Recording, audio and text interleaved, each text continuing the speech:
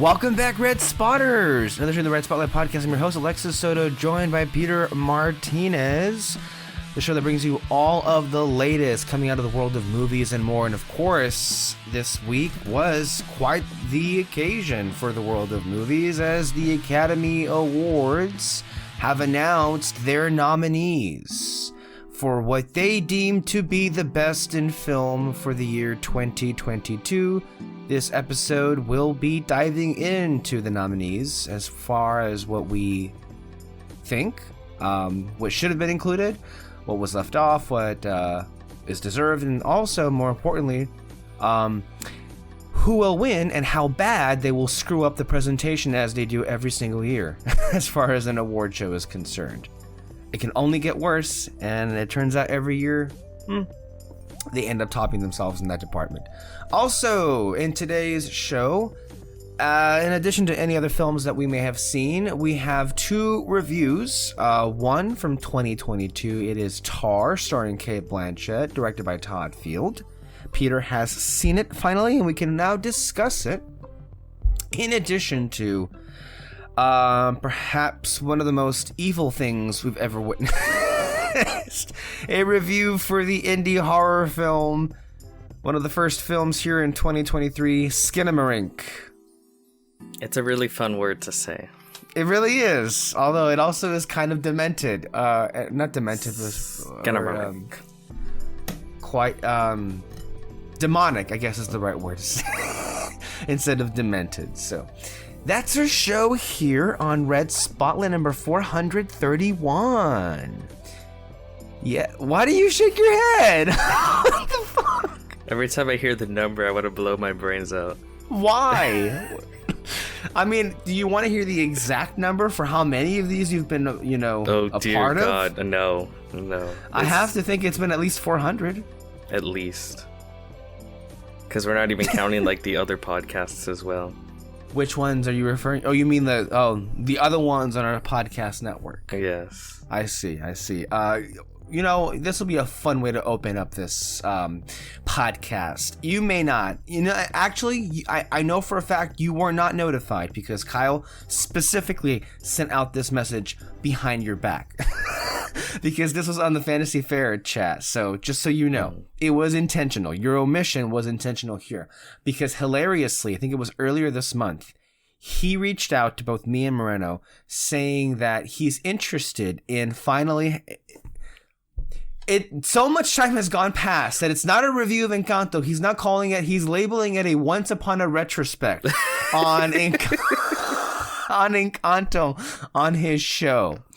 And I for one don't feel the need to dignify that with a response, at least until he's finished turning red. God damn it! What?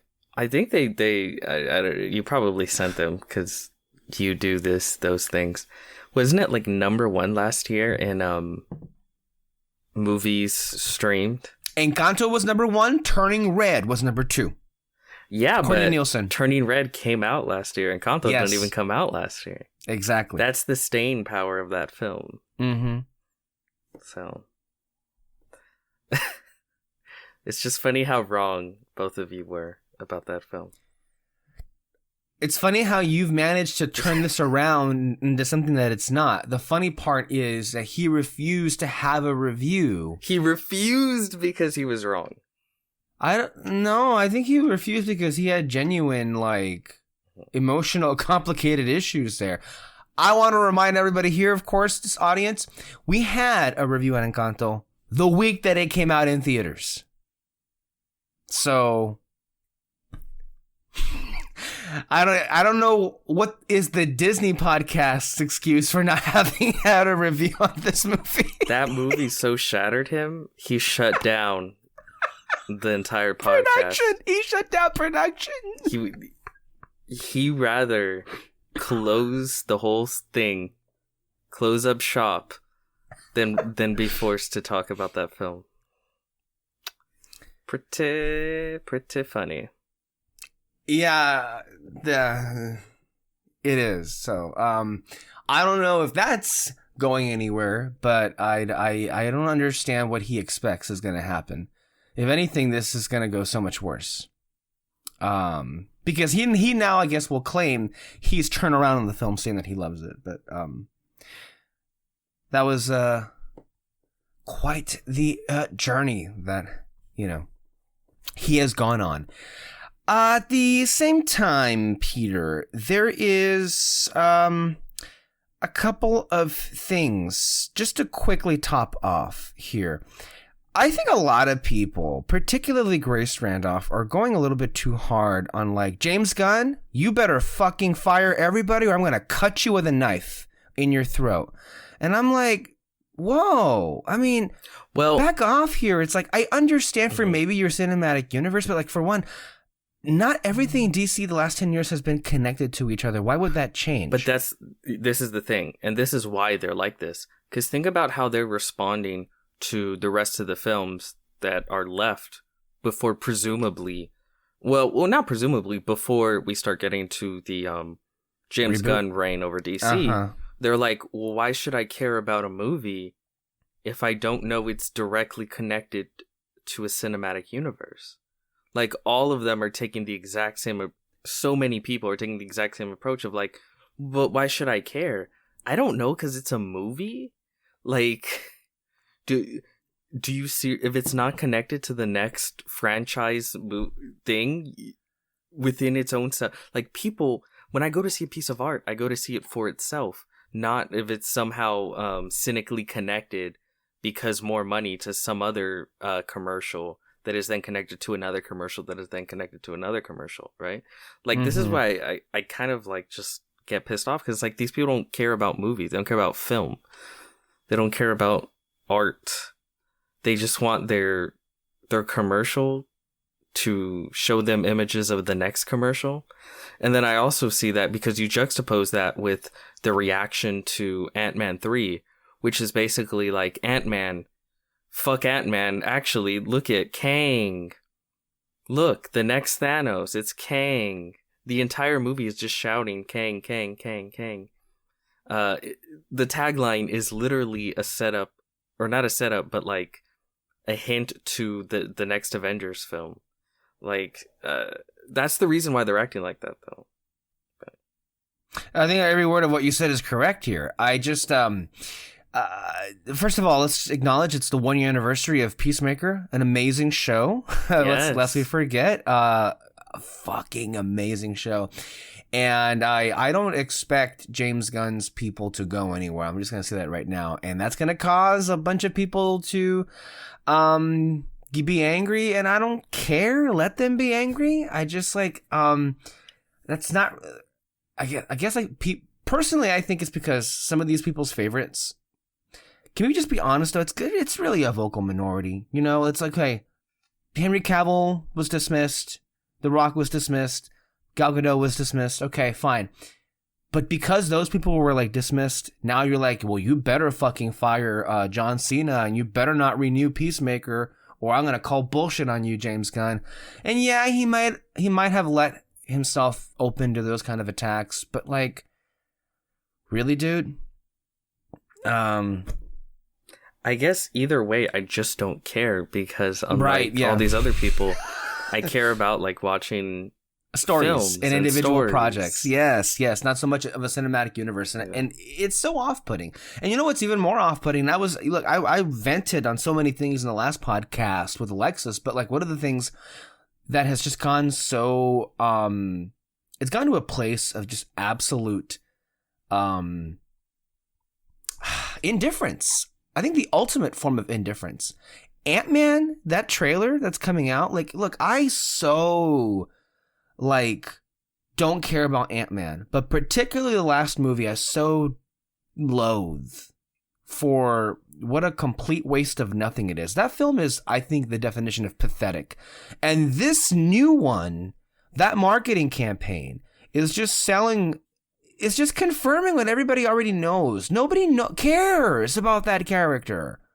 The only reason MCU fans are even willing to entertain the film and will make easily the best box office of perhaps the entire Ant-Man trilogy is because it's teasing what's next in the MCU, not actually the story that's there.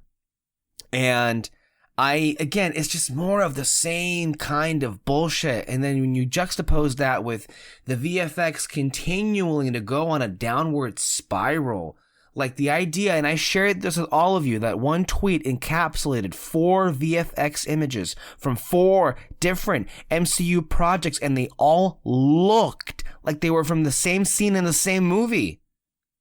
If that's not bad enough, did you see the comments that Kevin Feige had this week in an interview, saying that he is mystified of questions of superhero fatigue, saying, well, it's the same thing like adapting from a book. Why would comic books go out of fashion? Why would comic books, be boring? And it's like, and I just saw a video, somebody like praising that, like, of course he's right. And I'm like, no, because I've watched countless books be turned into movies, and they're wildly different films with, hard R ratings that are like psychosexual thrillers, and then others that are cutesy furry animals that jump up and down. Marvel, as he knows better than anyone, has to maintain their Marvel formula, their specific tone, their specific look, their specific connectivity. They are very limited in what they are capable of doing. Theoretically, yes, you can make comic books till the end of time, comic book films, but not with Kevin Feige, not through the MCU, not through oversight of Disney. You can't. You will get tired of them. And those comments are literally flying in the face of 2022, which, again, relative to everybody else, they're the kings in town. They make the most money. Their films are assured to make their money back and then some. But there is a bit of an asterisk now, in that there is a different view to their success. And you pointed this out. With 4 films that came out in it was 4, right? Was it 3? Did they have 4 or 3 movies? It was Black Panther, it was Thor, and Doctor Strange. Is there one I'm missing? Or is it just those 3? No, there's one I'm missing. Man, I don't know. I could have sworn there was Doctor more. Strange, Thor, Black Panther. I think that's it. What was the year they had 4 movies? Was it 2021? Where they had Black Panther, Spider-Man, Eternals, and Shang-Chi. That was the year that it was 4 Black movies. Panther. No, Black Widow, sorry. Black Widow, yeah. Black Widow, Eternals, Shang-Chi, and No Way Home. Spider-Man, yeah. Was it really only 3 movies that came out last year? Because I feel like a lot more than that. There's a lot more than that when you put the damn Disney Plus shows next to it. I think that's why, because they had endless Disney Plus shows. It was Moon Knight, Miss Marvel, She-Hulk. Dead. Not Dead. Werewolf by Night. Yes. Damn.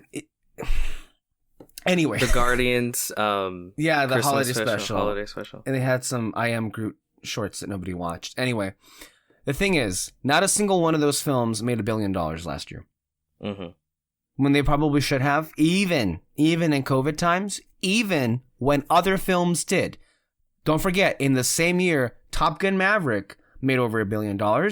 And I'm so happy to say that as of the recording of this podcast, Mr. James Cameron, his latest film, Avatar, The Way of Water, the sequel, the long-awaited 13 years later sequel, has made over $2 billion.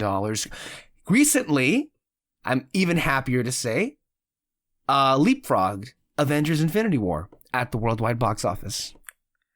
Think about that. Think about that. Weeks ago, people were like, who even cares about Avatar? Avatar's not going to make any money. Eat a bag of dicks, man. Eat a bag of dicks. Infinity War.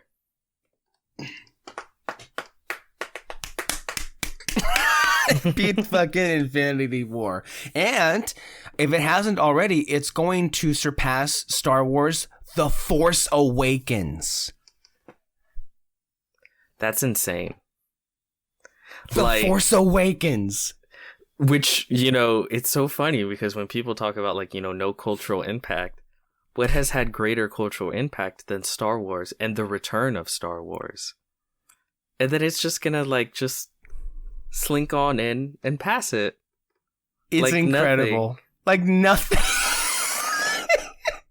And it's so much sweeter because the haters are just like, wow, what a big L that was. What a big L. The world has deemed that Pelican, the whale, is of Payakan. Payakan, the whale, is of more cultural significance than Luke Skywalker.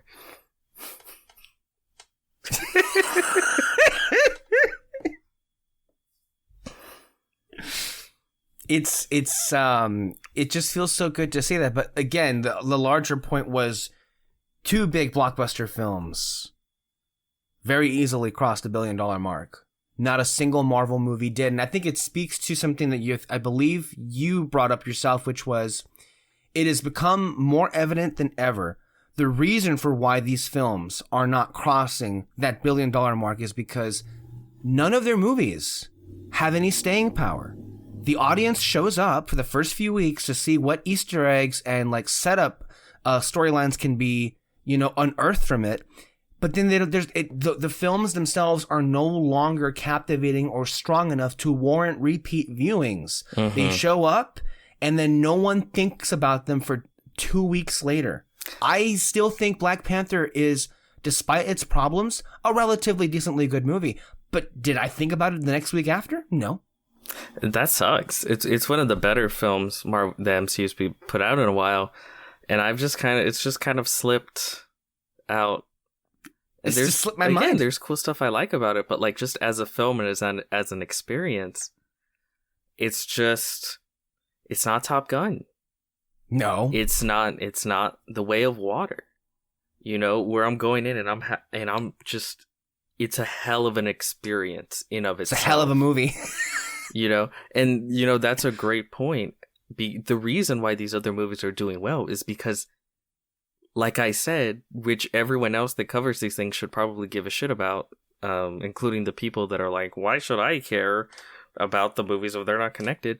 Because then no one wants to see them. Yeah. They'll hop in, they'll make a little bit of money on opening weekend, maybe the next weekend too. But after that, they drop off the face of the earth. Because no one gives a shit. The reason why these other blockbusters are making money is because people actually enjoy seeing them as films, as what they are. So they'll get those repeated viewings and they'll make more money. But I mean, I think this is good. I think this is like, I'm happy the kick about in the that ass situation. Yes, but I'm hoping it doesn't stop there. I'm hoping it continues. I'm hoping because they need. I don't think they need a kick in the ass. They need a kick in the dick. Because these comments are just. I'm sorry, they're so tone deaf. Yeah, they're so unbelievably tone deaf. He can't read the room. That even some of the most diehard fans last year clearly have grown quite exacerbated by... Quite weary. Yes, by what this even is any longer. And I get it's rather arrogant, the lack of foresight to... These things, we called it. We called it Comic-Con 2019. When they dropped that slate, guys...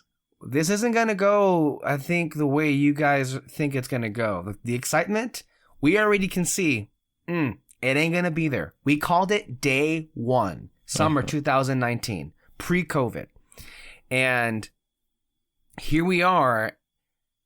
And again, while it was unfolding, there were a couple of promising signs here and there, but inevitably, it all came back to the same place.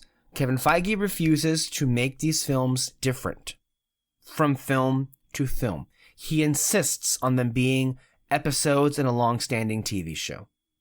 And as long as you have that mentality, these are going to continue to suffer. And God, I hope that reckoning is upon us pretty soon. Before we move off of the subject of Marvel entirely, we can't, or at least I can't help but acknowledge the Chloe Bennett of it all. Just for the briefest of seconds, and then we'll move on. Because it is rather strange. I didn't see your message until like after the fact, but I saw that you sent out some kind of a warning or alert, if you will, to the rest of our members on our group chat saying that you should block me. They should block me because when Alexis opens Twitter, he would, I guess the implication was that I would be insufferable. And I don't think it was an implication. I think I straight up said it. I mean, well, you didn't use that word. Oh, but I definitely thought it in my head. That's why I'm saying you implied. Okay. You didn't say it. There's a difference. Okay. Mm-hmm. Maybe a difference without a distinction, but whatever. The point is, I was at work and I don't really go on my phone when I'm at work all that often. Clearly you can tell when I'm on Twitter and when I'm not on Twitter. Or I guess when I'm at work and when I'm not at work. Obvious. I had glanced at Twitter, but that stuff wasn't on. I don't know what it was about it. I didn't pay attention until way later in the day. I guess my thing is you follow everyone in the Agents of S.H.I.E.L.D. cult. So I figured you would see it.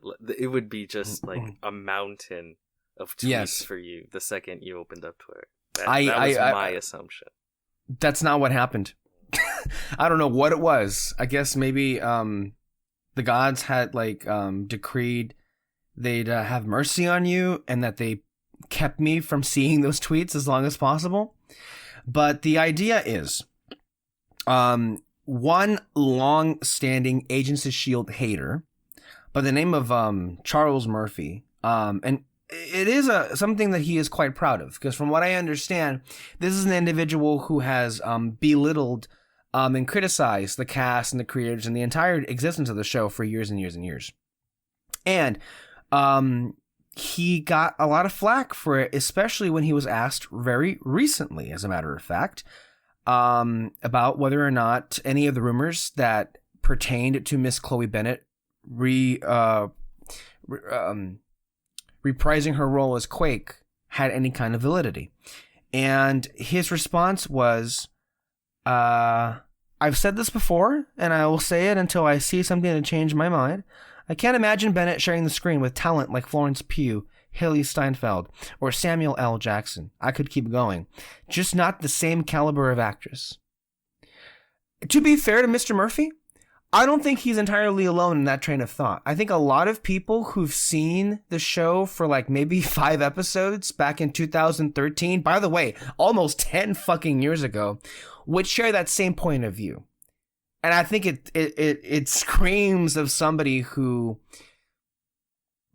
either, gave up on the show and, jumped on this bandwagon of like it's popular to hate it. And by the way, I fucking blame John Campea more than most people, because he was one of those first out and proud Agents of S.H.I.E.L.D. haters that would use his platform to attack the show anytime for any little thing. The clips are out there.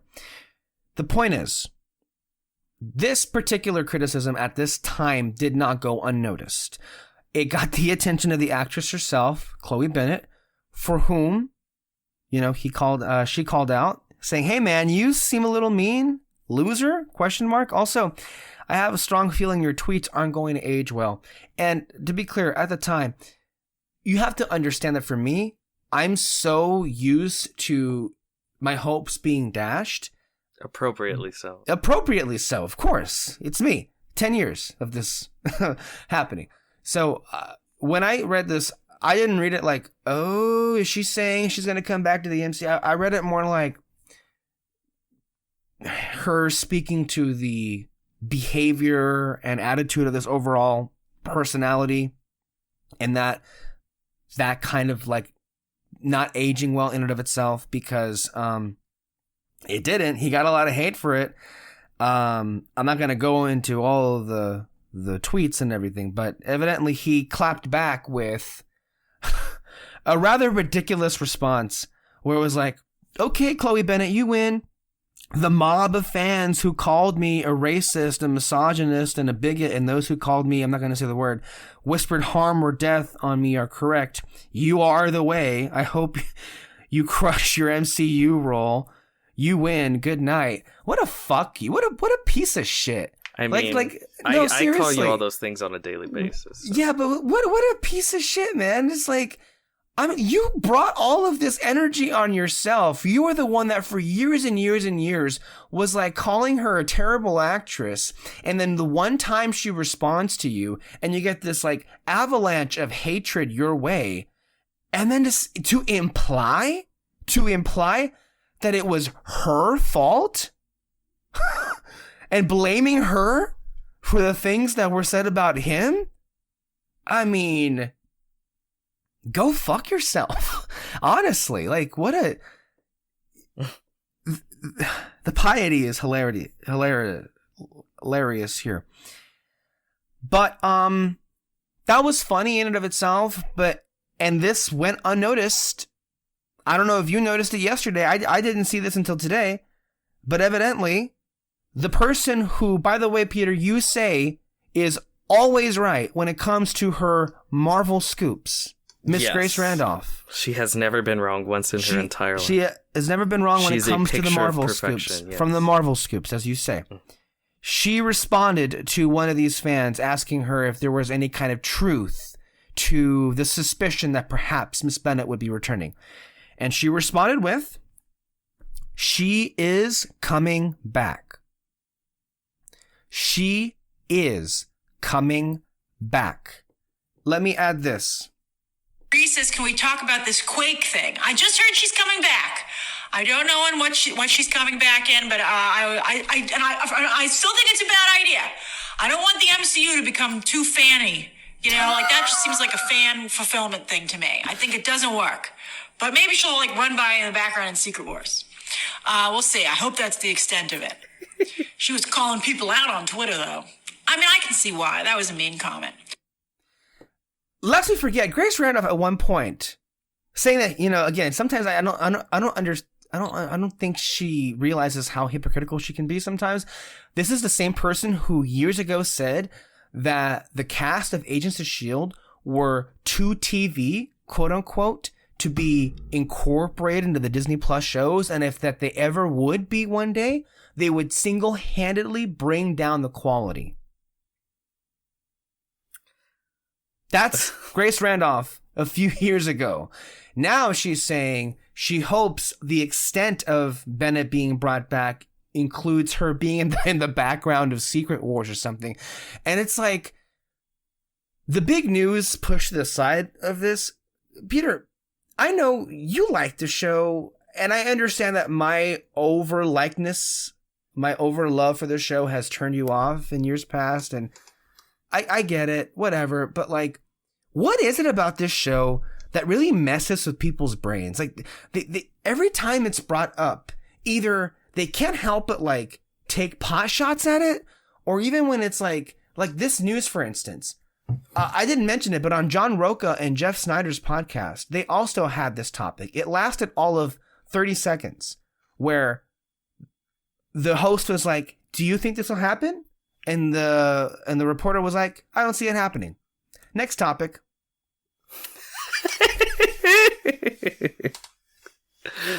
What is it about Agents of S.H.I.E.L.D. that just like makes people just weird? I mean, I think the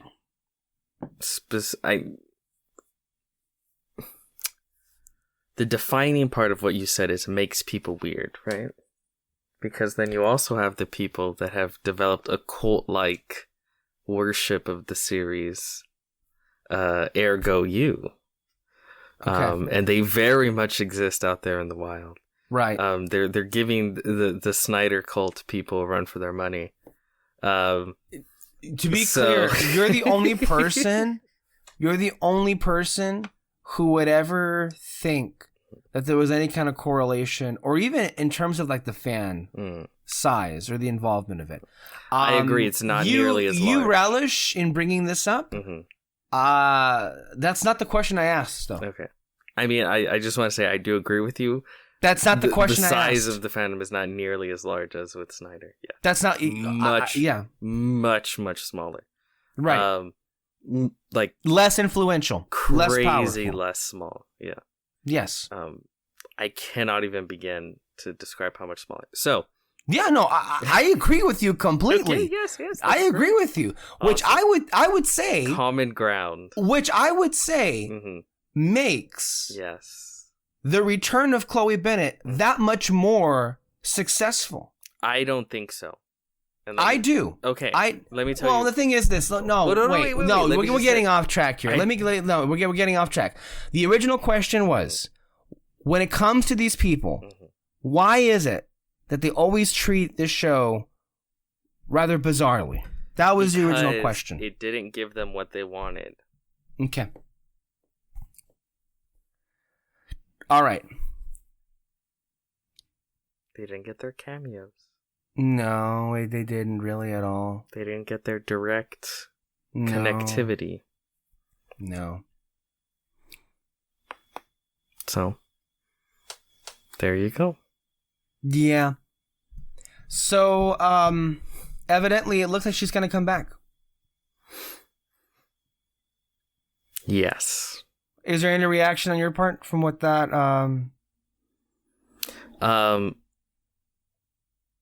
See, again, I think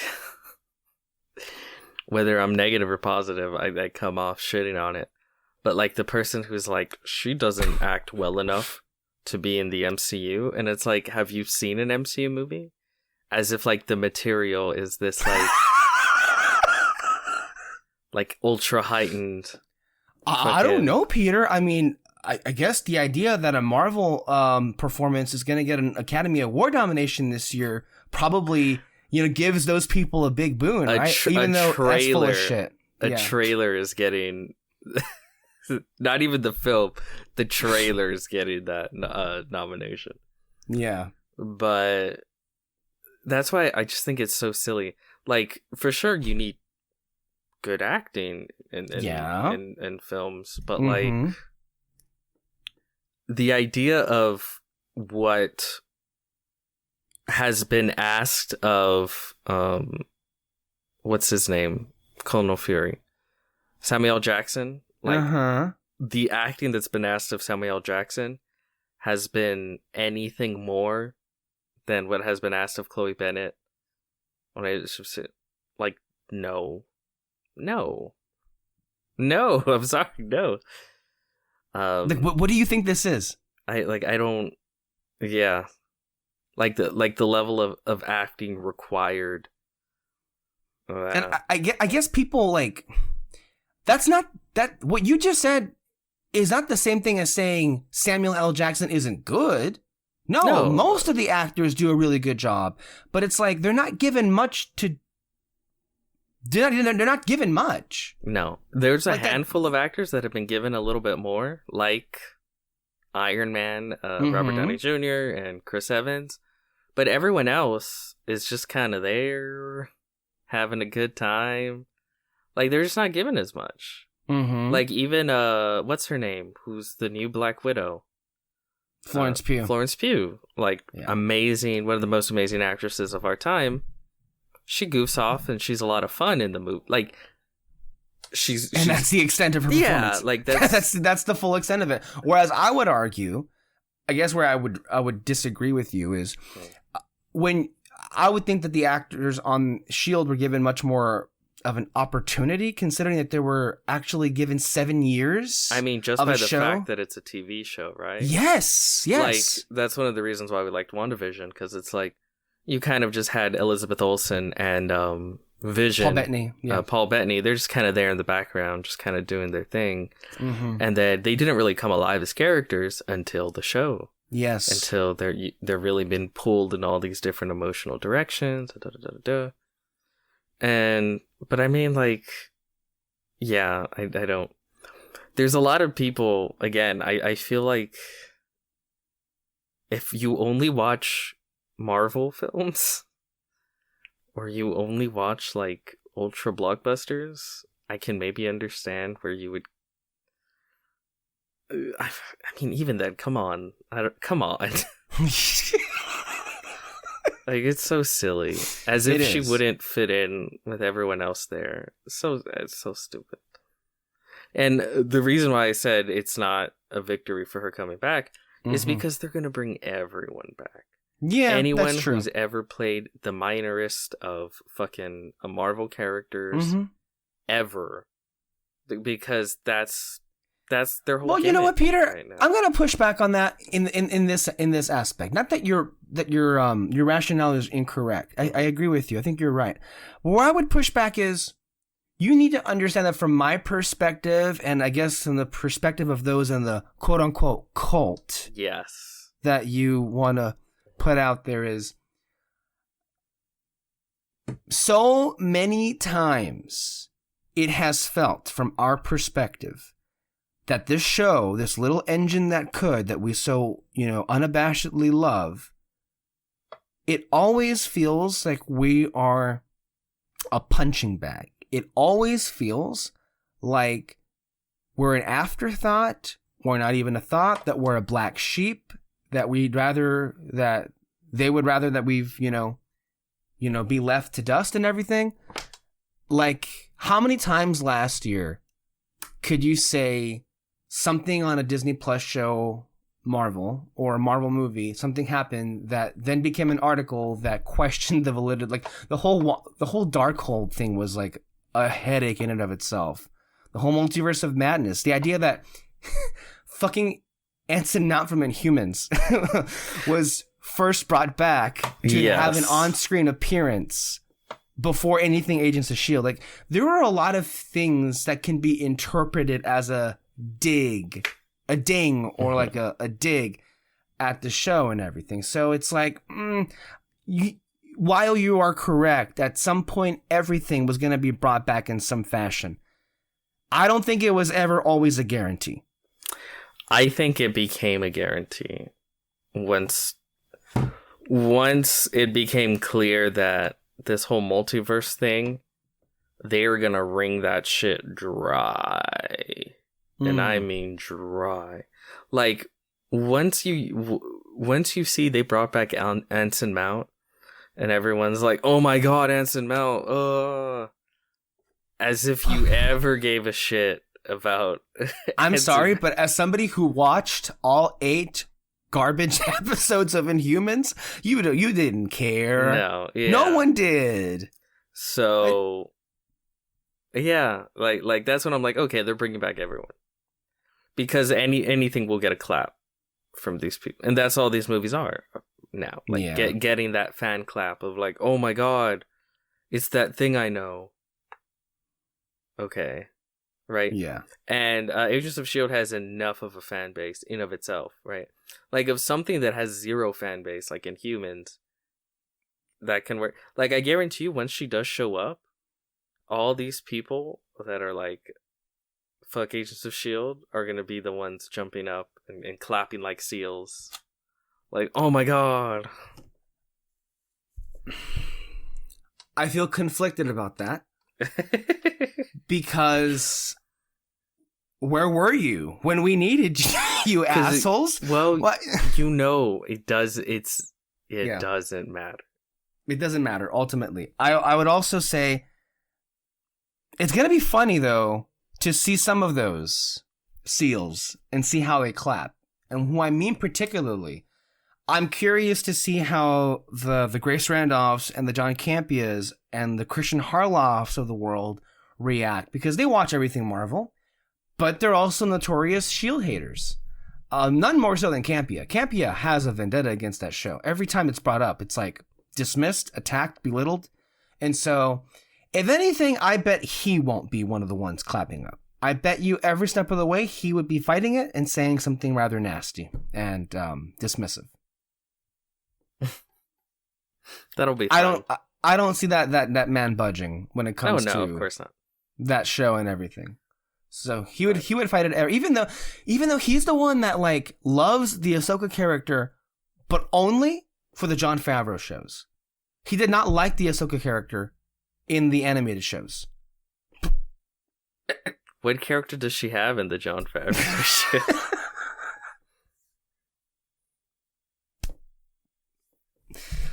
So, I, for one, of course, am a big fan of that character, a big fan of the show. I'm happy to see her being included in some way. Ultimately, all I care about is the profile of this show called Agents of S.H.I.E.L.D. being, at least in the conversation. And, yeah. Anyway, we're going to leave that there. Real quick, as far as some movies that I've seen, I already mentioned this to you. But, or maybe I didn't, as a matter of fact. I may have mentioned it on the show. But I've seen some films real quick. I saw 13 Lives by Ron Howard. I thought it was really good. One of the better Ron Howard directed movies in a long time. It's definitely his go-to. It's like this survival story of these 13 soccer players that end up getting trapped in a cave and then it floods, and it's one of those movies. It's pretty good. Saw Hustle, a basketball movie with Adam Sandler in it. I never thought I'd ever hear myself say those words out loud. I would watch a basketball movie with Adam Sandler in it, and he's good, and it's good, and it's one of those films you just turn on and it's like, that was perfectly pleasant. Not much more to say after that. Mm-hmm. I also saw Director by Night, which was the behind the scenes making or behind the scenes of who Michael Giacchino is and the movies that he made when he was a kid, and it was really fun. The one that I would say is most memorable is Decision to Leave, directed by Park Chan-wook. And all I'm going to say is part of the film's beauty is not really knowing what it's about, and just seeing what the film has to offer unfold. So those are all movies that I saw and would recommend. Anyway, do you have anything like that, Peter? I saw Tar. Yes, right. And Skinamadink. Uh-huh. Which we will talk about later in the show. Let's go ahead and get to the Academy Award nominations. Before we start, here comes a rant. Similarly to how I've noticed a lot of people, if it goes too long, I'm going to play you off. Take rather pot shots and roll their eyes at Agents of S.H.I.E.L.D. I have a really important question to ask. What the fuck are y'all's problem with Steven Spielberg and the Fablemans? And I'm not talking about the Academy. The Academy did good. 7 nominations? Thank you very much. 7 nominations. 7 too many. Shut the fuck up. What are y'all's problem with this damn good, beautiful movie? Can I tell you? I feel like every reactions video that I saw to the nominations had personalities that, when The Fablemans was mentioned, it elicited groans and eye rolls and look at the cameras, or like, seriously? I don't understand. Look, and I've heard too many people's whose like opinions I respect and look to for like what they have to say on film, and it's one thing to like be rather ambivalent and not care about it. That's one thing, but like I feel like there's a lot more overall dissatisfaction than ambivalence to a movie if you're reacting this negatively, and quite frankly, there were a lot of awards pundits who were eating crow that morning because they were allowing their own flat energy toward the Fablemans to dictate flat energy to dictate how many categories it would actually get in. I kid you not. There were people who were predicting Fablemans to get to nothing. So I'm just saying here is I hope all of you have happy lives. I don't understand what it is about this movie that has caused such a comeuppance, that has caused such, like, you throwing up your hands in the air. And the hatred for Steven Spielberg knows no bounds for some people. I don't understand it. But it's just like, I'm just genuinely like curious. What is it about that movie that elicits such like ambivalence? I don't get it. I really don't. And I'm quite annoyed at that, honestly. Anywho, here are the nominees for Best Picture. All Quiet on the Western Front, Avatar: The Way of Water, The Banshees of Inisherin, Elvis, Everything Everywhere All at Once, The Fablemans, Tar, Top Gun Maverick, Triangle of Sadness, and Women Talking.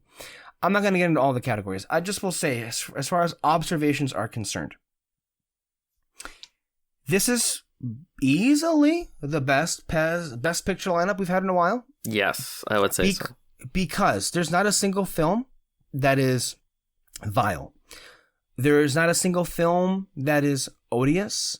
There's not a single film that is outright bad. And usually when it comes to these nominations, we have our fair share every single year. I also want to remind people, of course, that usually quality doesn't have a damn thing to do with like who gets nominated and who doesn't. And very rarely does it ever pan out where the best movies of the year are actually included. And I would venture to say that this year, more than any of the other years, this list is a lot closer to what are actually the best movies of the year than what it usually is. With, of course, some glaring exceptions. Not the least of which include 0 nominations for Nope and 0 nominations for Decision to Leave. Those are grade A snubs in my book. Ridiculous. Ridiculous! Absolutely ridiculous. How it is that, you know, I guess the only real explanation is Nope is a combination of a horror sci-fi film. Mm-hmm. These people don't care for those movies. The second thing is, that film didn't get a fair shake in the sense that it came out and it got a very divisive reaction and then everybody just moved on. That's the thing. It got kind of a divisive reaction. I think if people, the thing with Avatar is, I mean, overwhelming positivity and success. Yeah. Same with Top Gun. I think if it had been overwhelmingly positive with Nope, I think maybe you could have seen a squeeze in there. But yeah, it also hurts that it's also a like science fiction horror type thing, and they've already got like other genre films in there. Remember, you can't have too many. You don't want them thinking that you pick interesting films for the best of the year. So yeah, and I think it's ridiculous. I think Nope is Jordan Peele's best film. Easily. I think it's fantastic. I guess some people would hear that and they would scream heresy. And they are wrong. 0 nominations. You couldn't even throw it a bone in cinematography. You couldn't throw it a bone in sound. Effects. Yes, visual effects. The effects are incredible. Yeah. You couldn't throw it a bone there. Quite a spectacle. Especially when, like, I'm sorry, but 5 nominations for Black Panther: Wakanda Forever? 5 nominations for Black Panther: Wakanda Forever? Yeah. And if I'm not mistaken, that's more nominations than Avatar. Black Panther: Wakanda Forever got more nominations than Avatar: The Way of Water.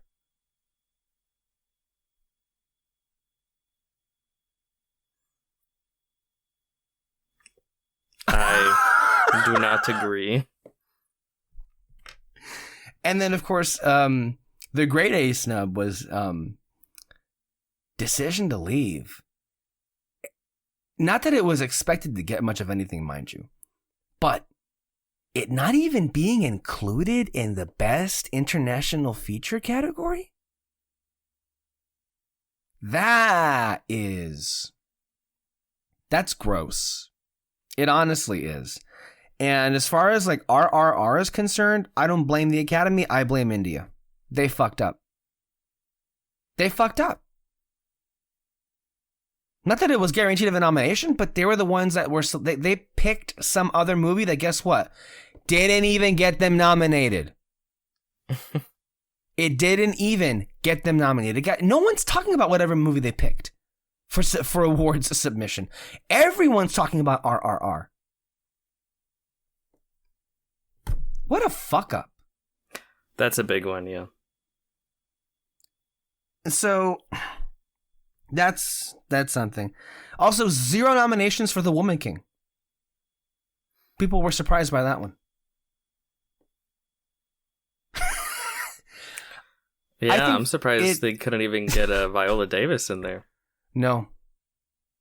Nothing. People were thinking of Viola at least, or costumes, nothing. I'm sure that surprised Viola. Yeah, I'm sure it did. Except, I don't want to mention this movie, but like the thing is here, every podcast I heard in the last week is just bitching and moaning about how ignored Women Talking has been the award season. I've seen Women Talking. I don't understand. I don't understand what's all the excitement about. That people evidently liked Women Talking all that much. Peter, I think you called it when you said it's a movie where you know exactly what it is and that's it. Yeah. Yeah, people can't help but like jump up and down about it. Say it's a great thing. So, I don't know. As far as the nominations are concerned, Everything Everywhere All at Once overperformed with 11 nominations. That led the pack. In second place came All Quiet on the Western Front with 9. And The Banshees of Inisherin with 9. With 8 nominations was Elvis. With 7 nominations, The Fablemans. With 6 nominations, Top Gun Maverick. And as we mentioned before, with 5 apiece, Black Panther, Wakanda Forever, and Tar. So, those were the films that were obviously nominated the most. I do want to say, I want to get to your observations in a bit, but with all due respect to the Academy, with all due respect to fans of the film, with all due respect to this genre of movie, well, actually, there's 2 genre of films that I'm quite fed up with, but no matter what, they're here every year, and that is the period war film and the biopic. Yeah. You just take a shot in the dark. Every year you can expect this to always be here. Because there's something about the voters, man. And I guess in their minds, it feels, those are films that feel prestigious, I think. You know? I don't know. It's and funny. Of course, I mean, is it though? Well, yeah, it is a little bit, but it's like, I'm referring to All Quiet on the Western Front and Elvis.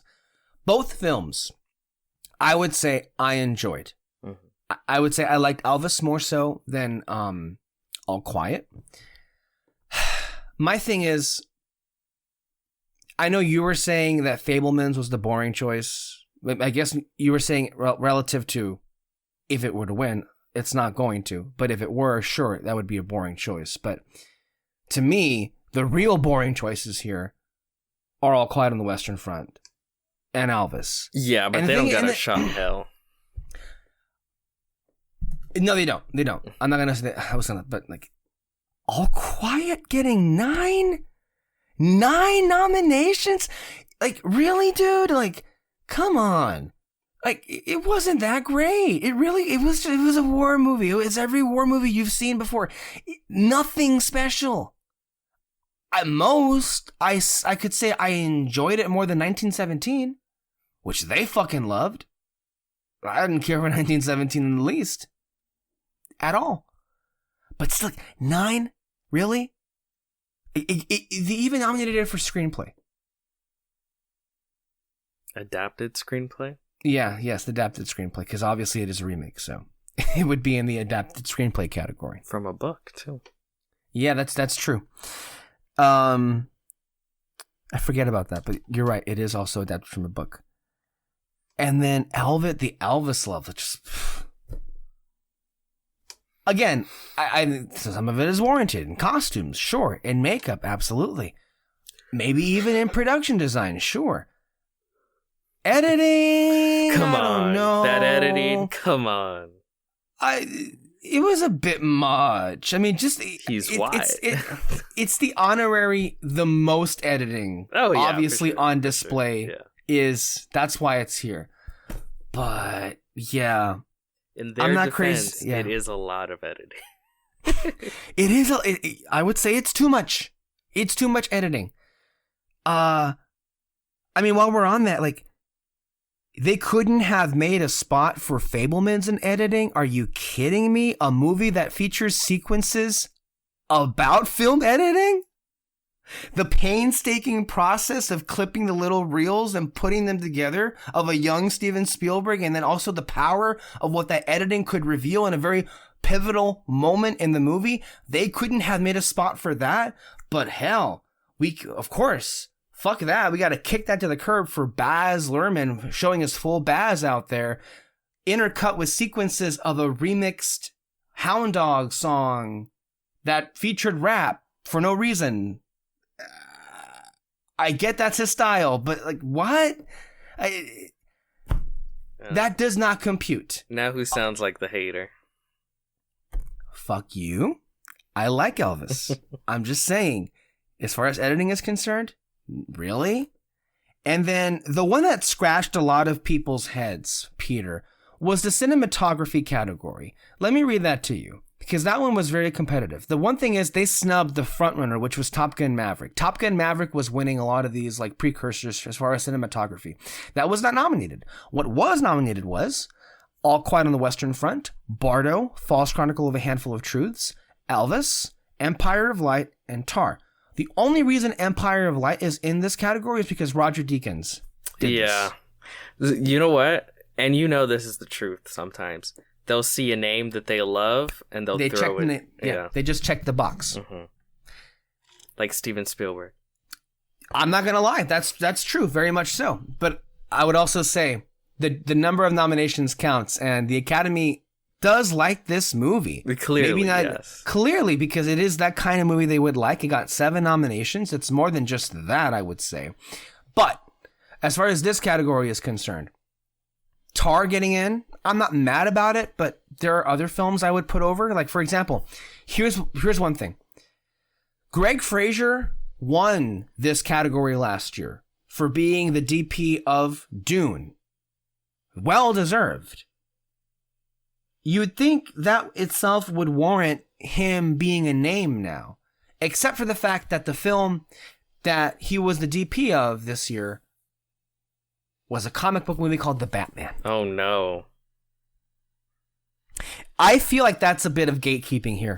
You know what? You know what I think the Batman suffered? I think it came out too early in the year.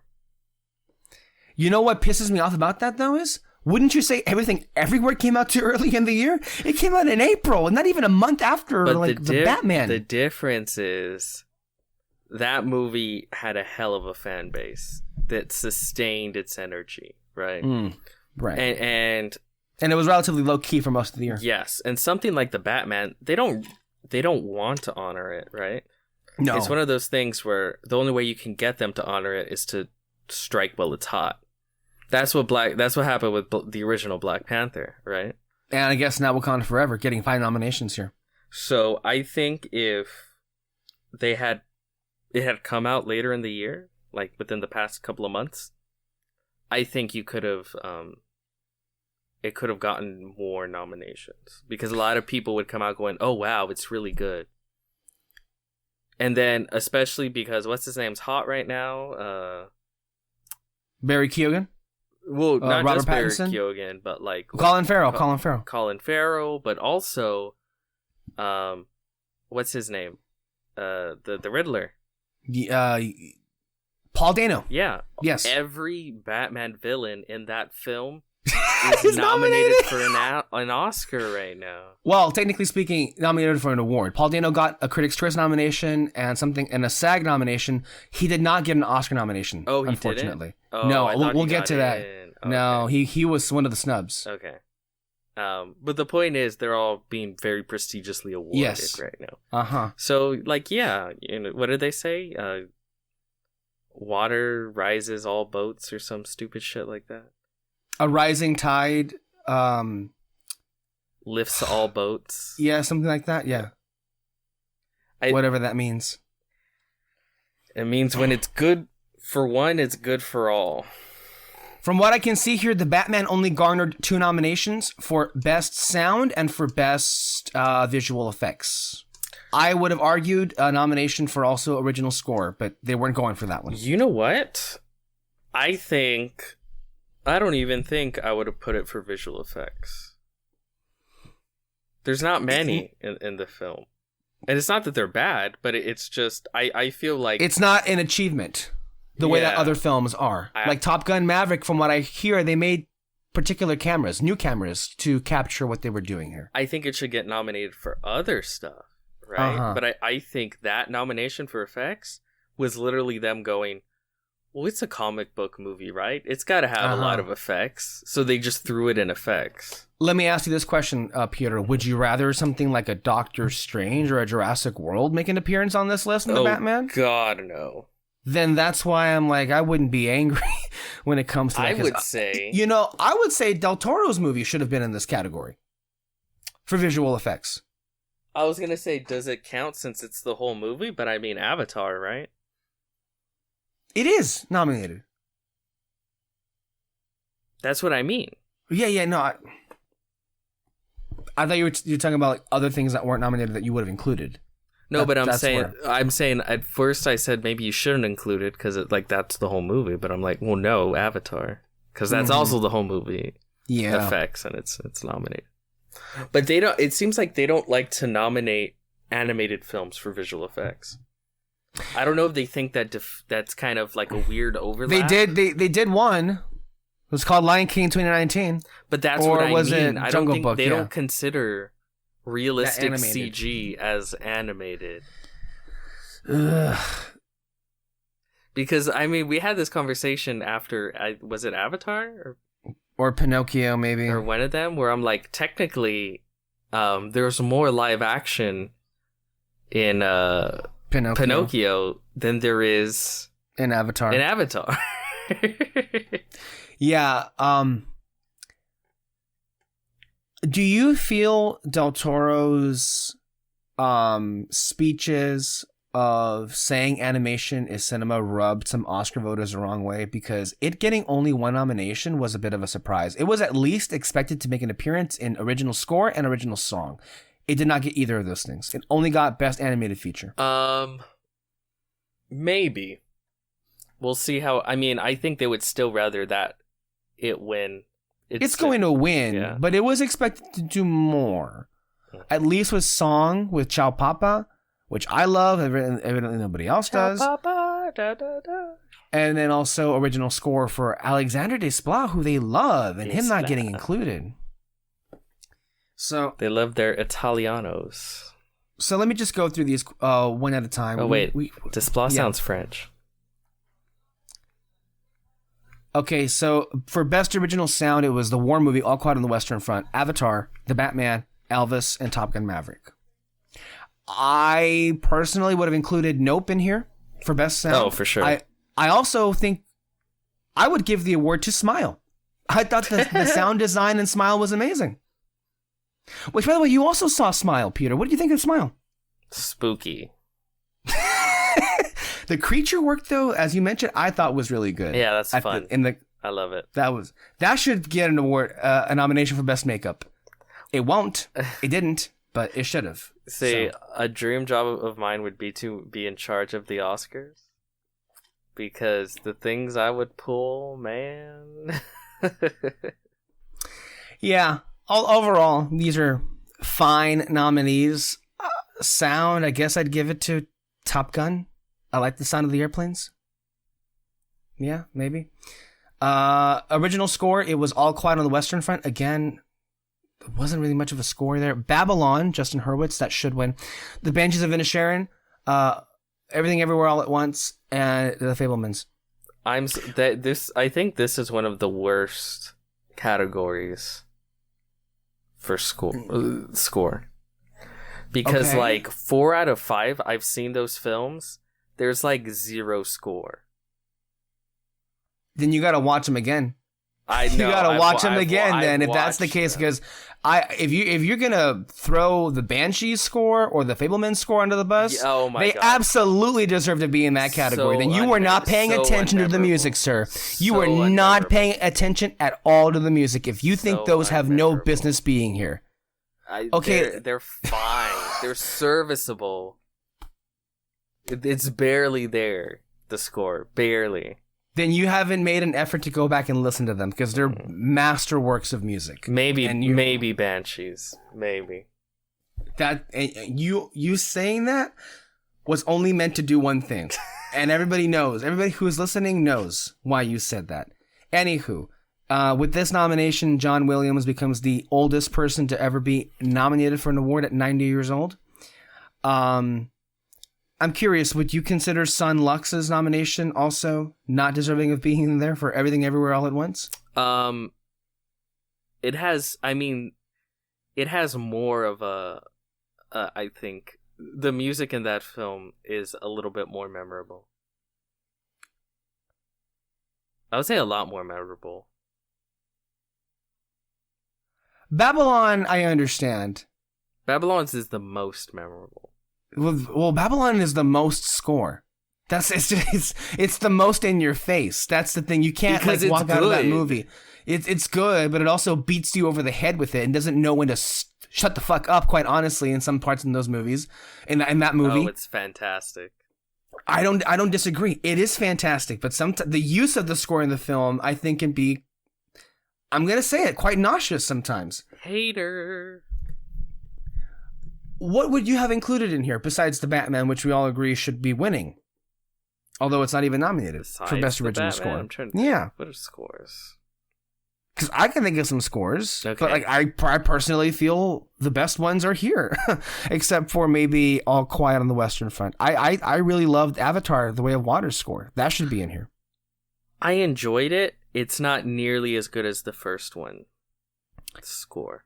I guess I don't measure it in terms of memorability. The way that I measure the music is in two ways. If I remember a piece of music, when I listen to the actual score on its own, and if it evokes the images, then I consider it successful. That's why with Fablemans and Banshees, I can picture the moments when that music comes on. I actually listen to the soundtracks on my phone. I know I'm weird. The best I'm not you. Scores are the movies. The second you get a hint of the movie, you can start humming that music. Then it's 30 the Batman. Years later. It's the Batman. There was no equal to the Batman. Then. Bum, bum, bum. Was there anything else that came close to it? I don't think so. And you know what? You bitch. You also say dun dun dun dun. No, Dun, dun, dun. Pinocchio should have been in this category too. I'm sorry. Pinocchio was that. Ciao, Papa. And you also don't like Pinocchio's score all that much, do you? No, it's good. I said I wasn't crazy about the songs. No, I think you also said you weren't crazy about the score either. I don't know about that one. Whatever. Makeup, hairstyling, All Quiet on the Western Front, The Batman, Black Panther, Elvis, and The Whale. The Whale, Elvis, and the Batman all had fat suits, so of course they're going to be in this category. Black Panther, yeah, I mean, it was nominated before, and I guess they wanted to nominate it now. And yeah, I guess The Whale, right? I mean, it's pretty darn incredible that it looks very realistic. So does Colin Farrell's in the Batman. It's pretty damn great in the Batman too, yeah. But Elvis may be less successful. Less, but I mean, it was Still pretty good. mesmerized by it at the end of the film.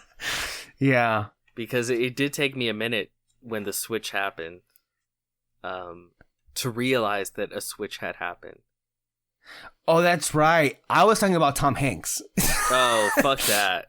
That's what I was talking about, because he's also Tom Hanks' fat suit. And that's less successful in comparison to Colin Farrell or No, I was thinking the Frasier. The end of the film. Actual Elvis. That was true. You're right.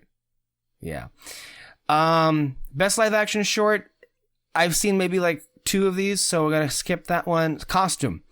Babylon, Black Panther, Elvis, Everything Everywhere, Mrs. Harris Goes to Paris. Mrs. Harris Goes to Paris should win this in a heartbeat. I've seen that movie. The costumes are incredible. And I think it actually could win this category for best costume design.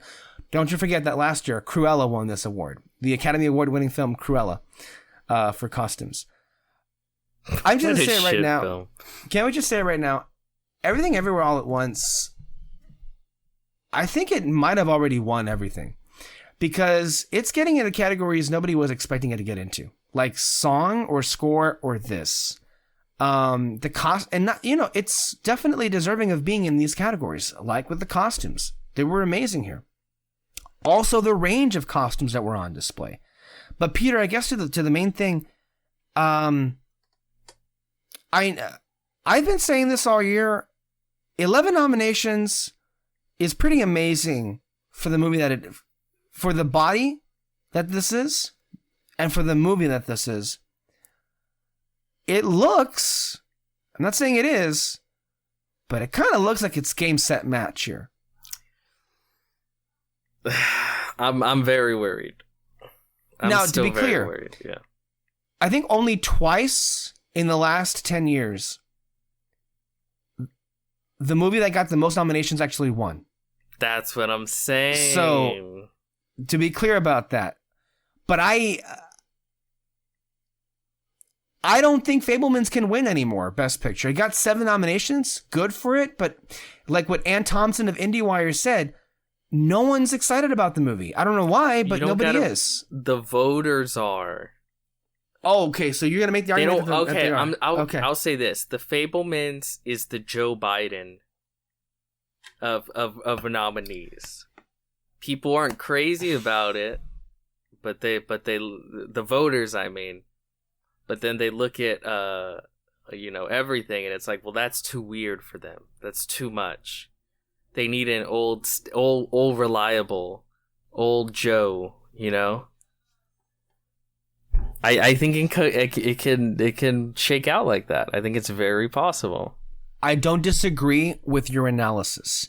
That being said, I'm so revolted by that comparison in every way, because you're basically calling Everything Everywhere Bernie Sanders, which it is, but you're calling like the Fablemans Joe Biden, and I hate that. I hate that so much because, yes, okay, I get it. Most of the people that like this movie are old men. I guess that makes me an old man.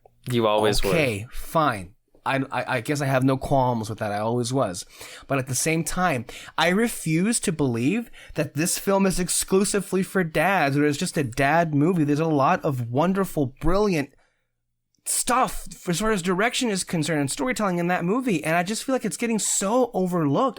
Look, I am thrilled for Everything Everywhere. I want it to win Best Picture, to be clear. It deserves to win Best Picture and Best Actress and all the other ones. Screenplay, editing, sure. It deserves it. But it's like, I'm just so disappointed in my generation. It's like, guys, you're so fucking distracted by the flashiness of Everything Everywhere, and it's deserved. But at the same time, you're gonna like punch down Steven Spielberg and his wonderful Fablemans? Like, no, and don't think I haven't noticed that. And I'm just so disappointed by that. It's like, to call it the Joe Biden? Gross. But I guess in this context, in this race, sure. So, even though 11 nominations, even though it got in everything, it got in everywhere it needed to, even though it's like right now leading, are you saying you're not sure, or are you saying it's not going to win Best Picture at least? I can't say definitively, but it just feels it it just feels so real. I can see it. It wins so many awards for the night. You know, it's set up to win. Like I can see a La La Land scenario going down. I really can. In this context, you're comparing Fablemans to Moonlight. Well, in this context, I'm comparing Everything Everywhere to La La Land. And by extension, Fablemans to Moonlight. Irregardless, because it could that, also be banned. That's not a word. It could also be That's not a word. Irregardless is not a word. Irregardless. That's not a word, sir. Look up a dictionary. It is not a word. Well,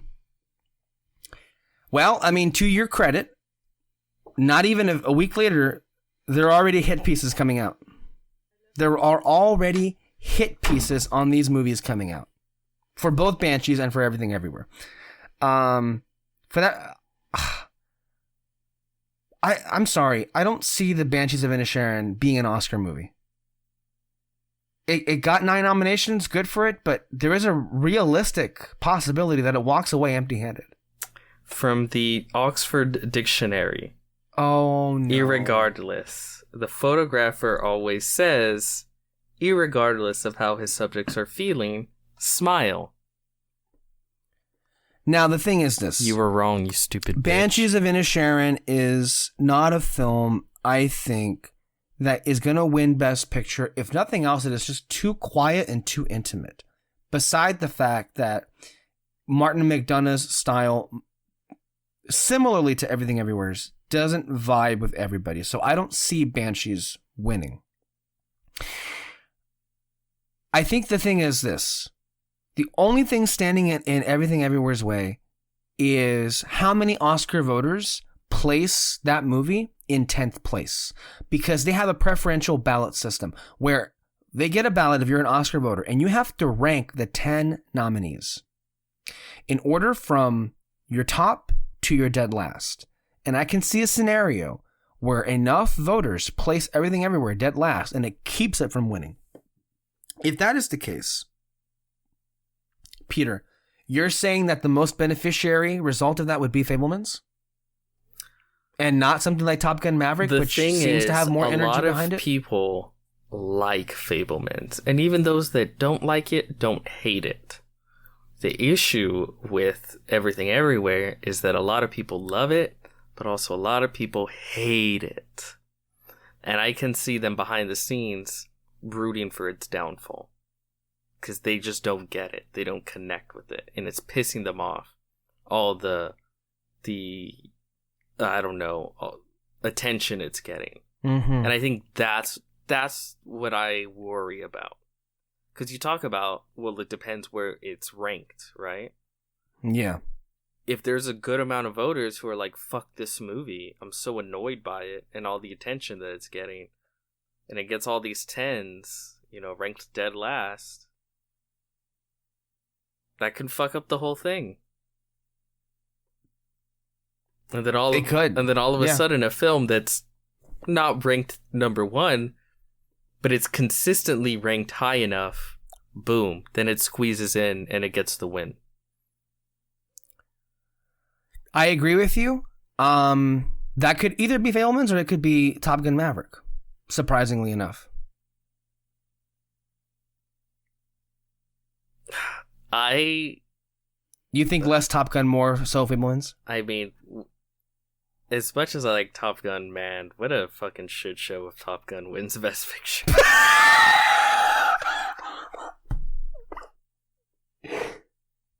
Really? You would be upset if it... I mean, I would be upset because, I liked the movie, but, Come on. Come on. Come on.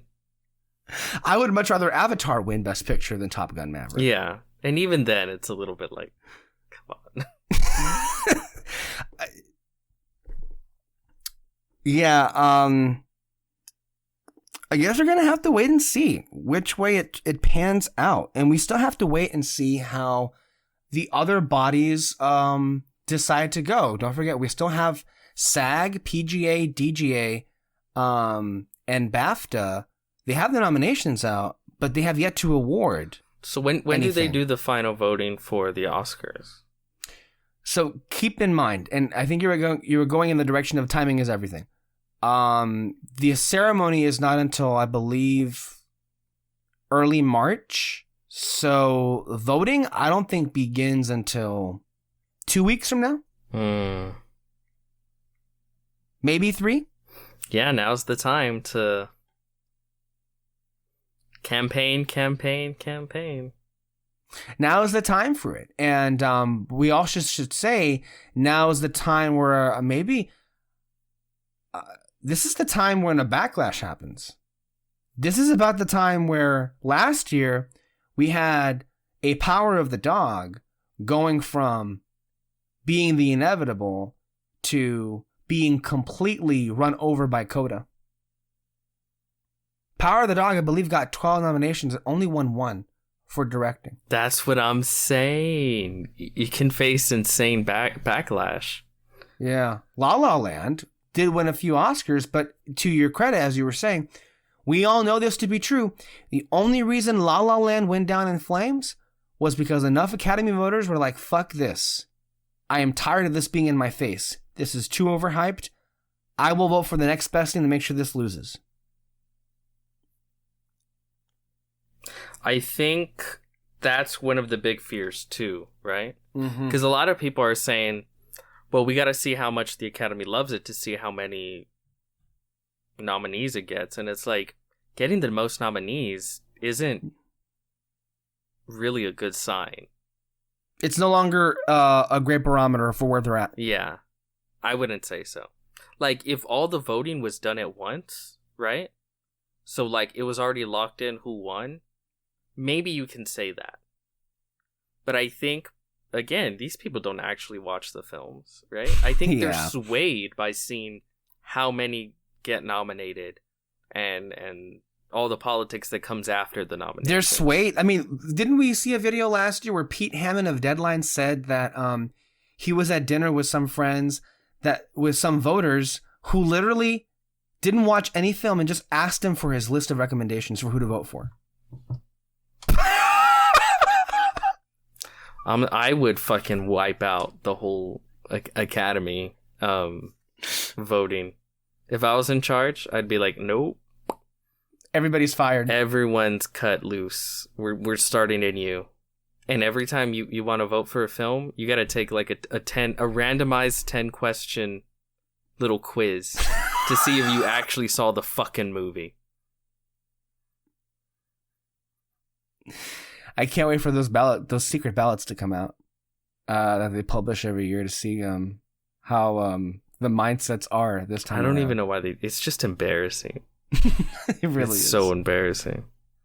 I mean, I think the fact that Coda won Best Picture last year was embarrassing. Yeah. Everybody else thought the opposite, but... It's one of those things where, like, 20 years from now, people are going to be like, oh, what movie won Best Picture in 2021? And then they'll be like, Coda? Be like, I've never heard of that fucking movie. It's like lost to time. Because you'll look at old movies, and they're like just classics, world-renowned, constantly within the cultural zeitgeist. And then it's like, did it win any Oscars? Oh, no. Well, what won Best Picture? Some movie you've never heard of. And no one's ever seen. And you're like, oh, okay. That being said, can you believe we live in a world where Parasite won Best Picture? That was one of the few years where I was like, oh my god, it's going right for once. That was a good year. I think it can still happen. I think it can repeat. I think, to what you were saying, if the voting was locked in all at once, I think you can make the case that it would win Best Picture, it would win Best Screenplay, and Supporting Actor at the very least. Maybe even editing. The thing is, there was no backlash to Parasite. Everyone was in love with Parasite. That's true. Right. Like, because Parasite played like it was a prestige film, but it was also extremely accessible film. And yeah, like, I don't know, just the love constantly grew. Whereas with Everything Everywhere, there is a little bit of like, what are the kids smoking? Fuck this shit,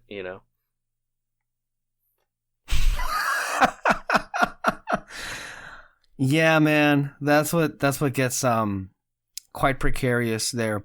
Real quick, I'm gonna run down some other categories. Director. This is interesting. It was Todd Field for Tar, Steven Spielberg, The Fablemans, Martin McDonagh for The Banshees of Inisherin, Daniel Kwan and Daniel Shiner for Everything Everywhere All at Once, and Ruben Östlund for Triangle of Sadness. I'm gonna say this right now. I think you're either a Triangle of Sadness person or you're a Glass Onion person. At heart, I enjoyed Triangle of Sadness, but it's more a Triangle of meh to me. Yeah, I've heard that a lot of people were like, it was okay.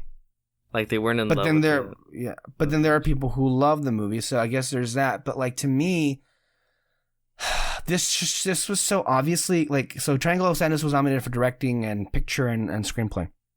This was so obviously for me Glass Onion's slot, because they only go for one kind of these movies a year, and the Academy, they always go for the most boring ones, because if it's not this, then in other years it's like Don't Look Up or The Big Short, which to Triangle of Sadness credit, it's much better than those. But still, it's always that kind of movie. And it's like, but what about fucking Glass Onion? Like, Glass Onion may be the most topical, relevant movie released all year. And still, you only get... Have you watched Ryan Johnson's new show? Ryan Johnson? Yeah. What new show? Are you serious? Ryan Johnson? Yes. Yeah, I'm serious. What are you talking about? He just released a show. No, I hadn't heard of it. Poker Face. Was that a song? Are you serious? I'm serious, yeah. Look it up right now. I'm not.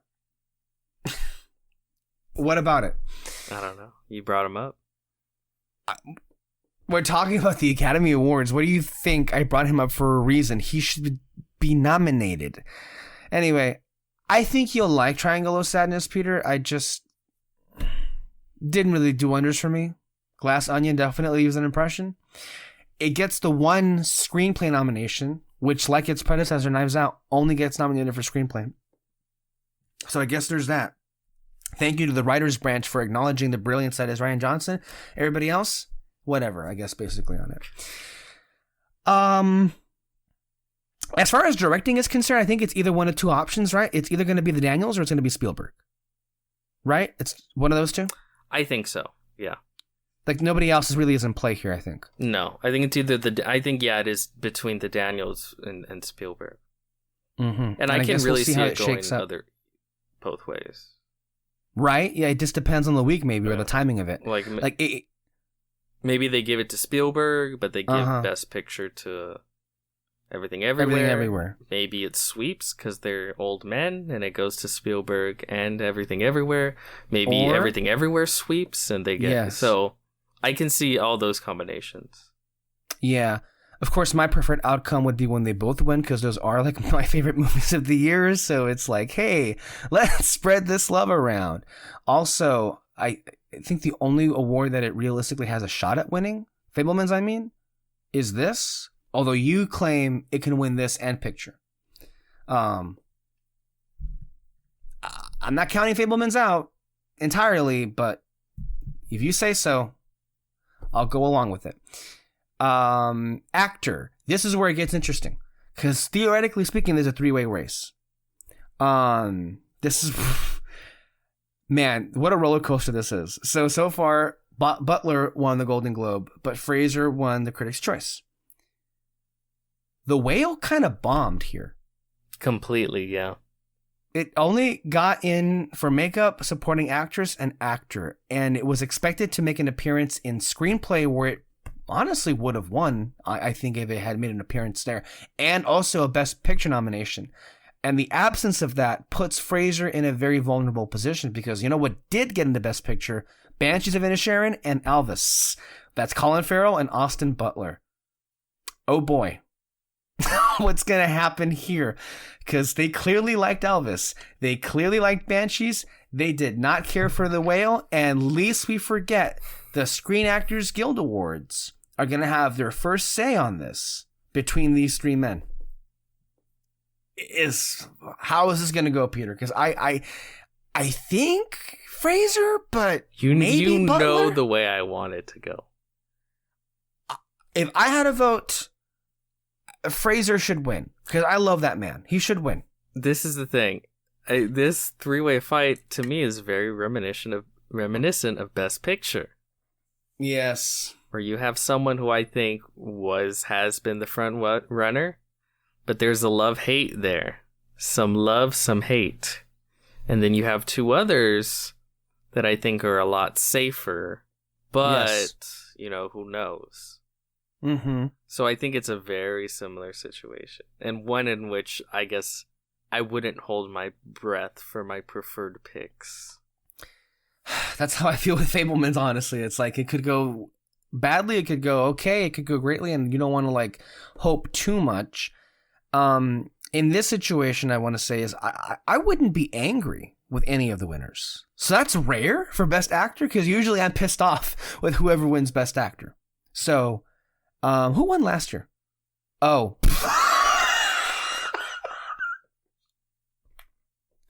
This category has been a disaster for a long time. I'm just going to say the only ones that count are Anthony Hopkins and Daniel Day-Lewis, and everybody else.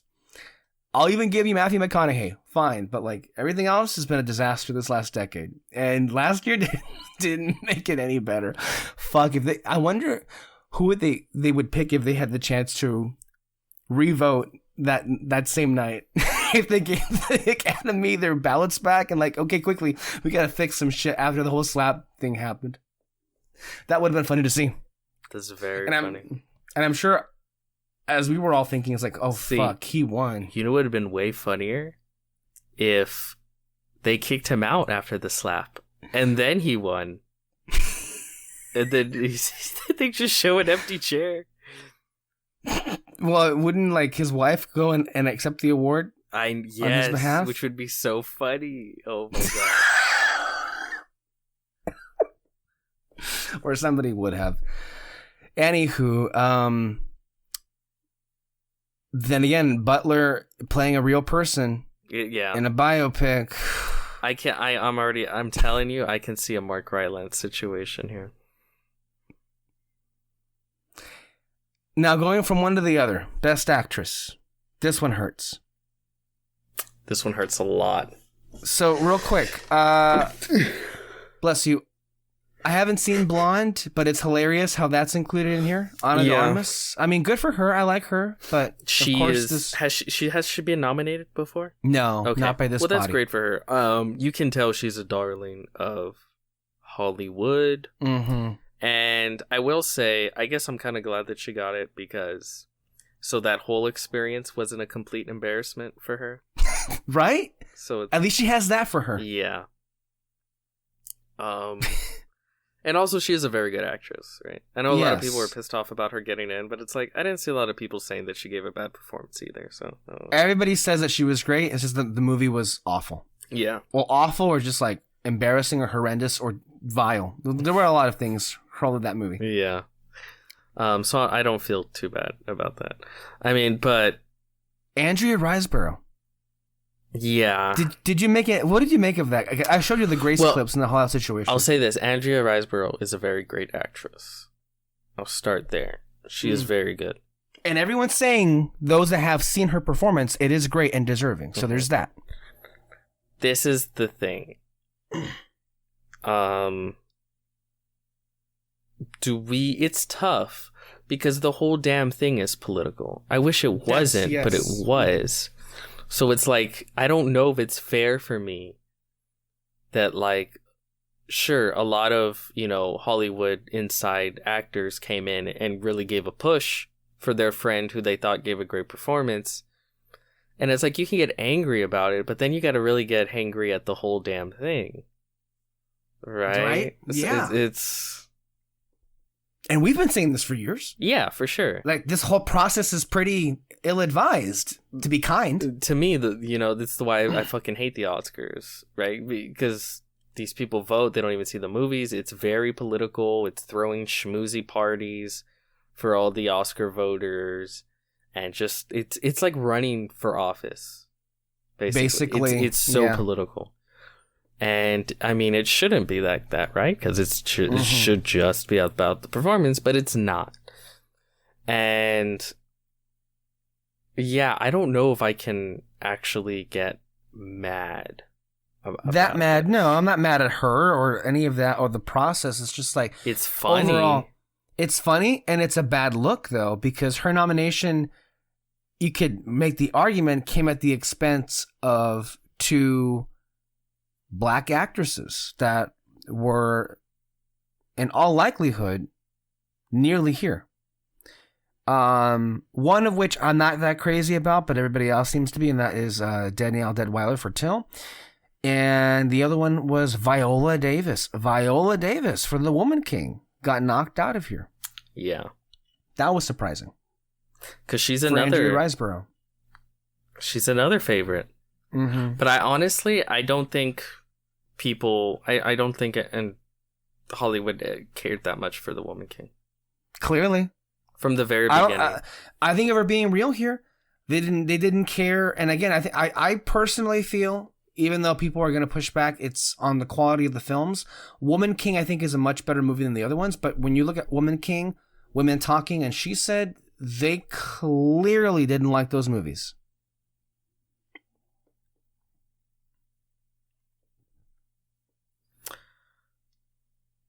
I think I would say that, like, Women Talking. Yeah. I know a lot of people really love it. I think even the inclusion of Woman Talking into Best Picture was like... It's ridiculous to me. I think it was like a last minute, like, we can't look completely terrible, so we gotta throw it in there. There were better options like Pinocchio or RRR that could have been put in there. Glass Onion could have been put in there. Just for once, those are other films. How cool would it be if RRR got in? Because, like, it wasn't even included for, like, their international. Mm-hmm. But it got in for the actual Best Picture. Which I think been a great fuck you to India. I think it should have. But that's so cool. Because great fuck you to India. Goddamn. Well, because they're the ones that fucked up this movie's chances. And it was, again, as you say, for political reasons. It was all political for why this film... We went over it on this show. I know, but you're quick to throw all of India under the bus right there. Okay, let me be particular here. Fuck you to the selection committee on behalf of the country of India for which film represented them in the Academy Awards. Excuse me. Just the way you said it just made you sound like you had like this deep resentment of India. I don't. And you were just like, yeah, we'll stick it to them. No, but so many great blockbusters this year, right? Yeah. Not and just I don't know. That would have been real cool. Although on the other hand, you could make the argument considering how it was in every movie that I mentioned that got the most nominations, but one got a Best Picture nomination. Women Talking, if it was removed, you can make the argument Black Panther would have gotten in there. And how much better would that have been? Do you think that's true? Because it did have like 5 other noms. 5 nominations. Yeah. And I think Top Gun Maverick got into Best Picture with just 6. Tar got in the Best Picture with just 5. That's all it takes. Yeah. The Whale could have gotten in here, but they didn't like The Whale, clearly. Yeah. I still maintain I really enjoyed The Whale. I don't know. I did too. It's not one of my favorites, but I enjoyed the movie. Yeah. It has amazing performances. I honestly, not enough I think has been said about like Hong Chow or Sadie Sink. They were amazing. I'm really happy she got in for supporting. Because I thought she was really great. Yeah, I agree. That was a well-deserved nomination. And I've seen her. I just keep seeing her pop up. She was in the Menu. The Menu. Yeah. Mm-hmm. And she was hilarious in The Menu. You know what? Yeah. I thought The Menu was like the funniest movie of the year, and then I watched Tar. Yeah, no. The Menu was quite entertaining. I thought it was. Ray Fiennes was great. And then of course there was Tar, which we'll get to that. Let me see here. See, that's one of the things. If I was running the academy, I would have Ralph Fiennes come in as the chef for the evening. Oh my god! He'll walk out and do his whole like whoosh, clap. That would be verging on scary right there. That I don't know how funny that would be. That would be pretty scary if that happens. You know what I was thinking? Yeah, these are just stupid thoughts that I have. Because you know how sometimes people accept the awards and like their character for their film, like they'll show up to awards show. I was just thinking how funny it would be if Cate Blanchett attended as Lydia Tarr. Like, how fucking funny. And like, because you would have the best of both worlds. Because if she won, you know she would give an amazing speech. And then if she lost, she would run up there and like steal the mic and call everyone robots. And it would be a beautiful night. That would make it a second year in a row there would have been a physical altercation on the Academy stage. So yeah, Riseborough to Armas. And I can't believe people were like second guessing Michelle Williams wouldn't get in here. That's the kind of performance the Oscars love. They also love the kind of movie they love. Williams. They also love Michelle Williams, and so happy to see her in there. But it's between Kate and Michelle Yeoh. And it's really like 70% Kate, 30 Michelle. As far as probabilities. Maybe even 80-20. Like, I think it's really going to Kate.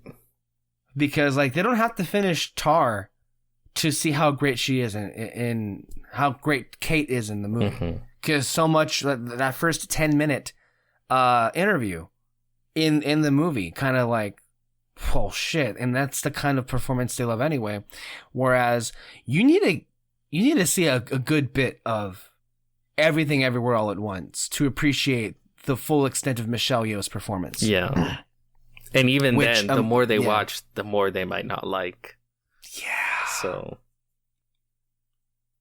Although, if I'm being honest, I would, even though I want Everything Everywhere to win Best Picture, it deserves to. I would rather live in a world where Michelle Yeoh wins Best Actress. I want that. I would rather, yeah. But you know what's sad, though? Even if it sweeps, this would be the one place it may not even win still. Like, imagine it wins, like, picture, director, screenplay, best supporting actor, editing, but it loses this.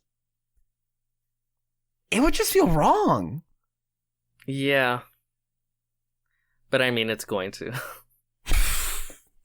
So there's that. Supporting actors, as you mentioned, it was Carrie Condon, Banshees, Hong Chow, The Whale, Angela Bassett, Black Panther, and then Jamie Lee Curtis and Stephanie Hsu for Everything Everywhere. I'm so happy Stephanie Hsu was included in here. I really was convinced they were going to leave her off entirely. Really? Yeah, because she's relatively new to them. And even though she's more in the movie than Jamie Lee Curtis, they know Jamie Lee Curtis a lot more. I guess it's a good sign, I would say, that they like the movie then, right? That they include her. Yes. Yeah, they like it enough. Because you have to kind of reach the end of the film to see her full performance. Uh-huh. So maybe if there's any good sign, I think, for, like Best Picture, I would say it's her inclusion. Yeah. A double nominee in Best Supporting Actress. That's rare. Also, I didn't know that was Jamie Lee's first nomination. God damn. Can you believe that? Yeah. Well, we should have mentioned that Michelle Yeoh's nomination in lead actress was the first time an Asian woman was nominated in that category in 87 years. That is insane. You know how insane that is? The second oldest nominee for the Academy Awards is Judd Hirsch this year. He's 87 years old. his whole life. It was his whole entire life that the last time an Asian actress was nominated in lead. But you know, wokeness is killing Hollywood. And I believe Ana de Armas was the first Cuban in this category for lead actor. Anyway. She's Cuban? She's Cuban and also Spanish. She is of Cuban descent, but she also lived in Spain for most of her life. Oh, that doesn't count. Just living somewhere? So she's Cuban. Okay, there we go. Her nationality, I guess you could also say, is she's Spanish from Spain. You didn't know she was Cuban? I don't know. Okay. Anyway. If they're brown, they're all beaners to me. Oh my God. There were a wonderful amount of Asian actors nominated this year. Oh, yeah. Hong Chow, Stephanie Hsu, Michelle Yeoh. Of course, Ke Huy Quan in Best Supporting Actor, which is all but locked up at this point. And I'm so happy for him. Other nominees in that category included first-time nominees Brian Tyree Henry and Barry Keoghan from Eternals. No, I'm kidding. from Causeway, and then one for Banshees of Inisherin. And then Judd Hirsch for The Fablemans. Not Paul Dano. This is the first, by the way, he broke a record. This is the first time it broke the record for like amount of time span between nominations. This is Judd Hirsch's first nomination in 40 years, or over 40 years. Damn. That's cool, though. Best part of Independence Day. Yes. I'm going to assume they were thinking, well, he's not going to be around for that much longer. Let's just give him this nomination. They also like those little performances, though. Those like pop in, make a big scene and pop out. As one pundit said, if the voters remembered the screenplay and if they liked the screenplay enough to nominate it, they probably remembered Judd Hirsch's scene. Yeah, for sure. So I guess there's that. But man, what does Paul Dano have to do to get nominated? I don't know. I mean, it seems like they like Paul Dano, but they don't like Paul Dano. And by the way, from what I hear, he was campaigning. He was on the trail. Has he been nominated before? Never. Oh, I don't know why, but I thought he got nominated for what was it called? 12 Years a Slave, or Love and Mercy. He was in 12 Years a Slave. Yeah, he was, I think. Oh. But maybe it wasn't that substantial role. For what movie? What's it called? There Will Be Blood. No, he wasn't. Oh, okay. I think at that point maybe he was too quote unquote young to even be considered. He was like seriously. That might have been like his breakout. Well, no, his breakout maybe was Little Miss Sunshine. I don't remember, but yeah. Yeah, Paul Dano had a great year. Like between the Fablemans and like the Batman. The thing is, I 100% believe Paul Dano will get nominated eventually. Yeah, because he's one of those where he makes those kinds of films every year where it's gonna happen. I guess you could make the argument that his performance in Fablemans is too subtle for their liking. Maybe not subtle enough. What do you mean? They like big, boisterous performances. Look at the nominees that got No, that's nominated. what I'm saying. Oh, that it's too subtle. Okay, then yeah.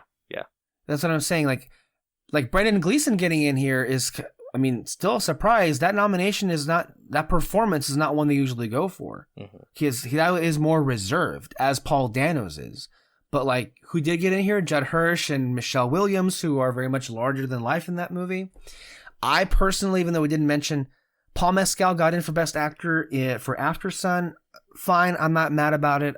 Good for him. But like, Gabriel LaBelle was great in The Fableman. That's a great like first movie.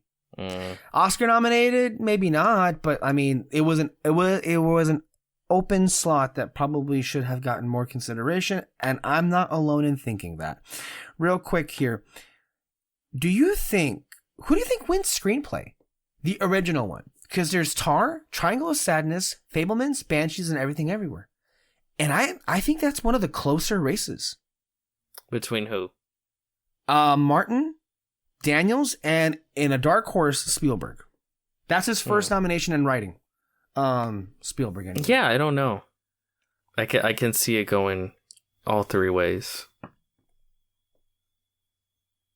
I would think because it's Martin McDonagh and he may not win anywhere else. Like, I think for me, in my dream situation, I would give Everything Everywhere Best Picture.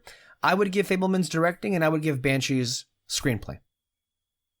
If they were in a charitable mood to spread the wealth around, that's what it would look like. However, screenplay usually correlates with Best Picture. So I feel like if you're in that mindset, it's either Fableman's or Everything Everywhere. And whoever wins that can kind of give you a telltale sign of where the rest of the night may go. Mm-hmm. Maybe. Mostly you win. I feel like if Everything Everywhere wins screenplay, done. It's over. It's a sweep. If Fableman's wins best screenplay, either it also wins picture, or it only wins screenplay, and then everything else, Everything Everywhere could get director and picture. But like you were saying before, like we don't know if it's going to be a year where picture goes, where picture and director are linked together, or if they're separated. Because last year it was separated. You had Power of the Dog win director, and you had Coda win picture. The previous year, it was Chloe Zhao won both director and picture. The previous year, Bong Joon-ho won director and picture. And then I believe before it was Green Book won picture, and directing went to Alfonso Cuarón. But then before that, Del Toro won director and picture. But that close year, which you referenced, was 2016, La La Land and Moonlight. That split. La La Land won directing, and Moonlight won picture. And if you're saying that's the year that this closely resembles, maybe. Just maybe. Any other observations from these nominations, Peter? Not really. I think overall I know it's a good year when I care to even watch, you know. So I'm like, that's good. Okay. There's definitely people in category where I'm gonna be like crossing fingers that they win. Mm-hmm. So you saw that for the show anyway, they're gonna bring back the 8 categories they cut out. Might as well.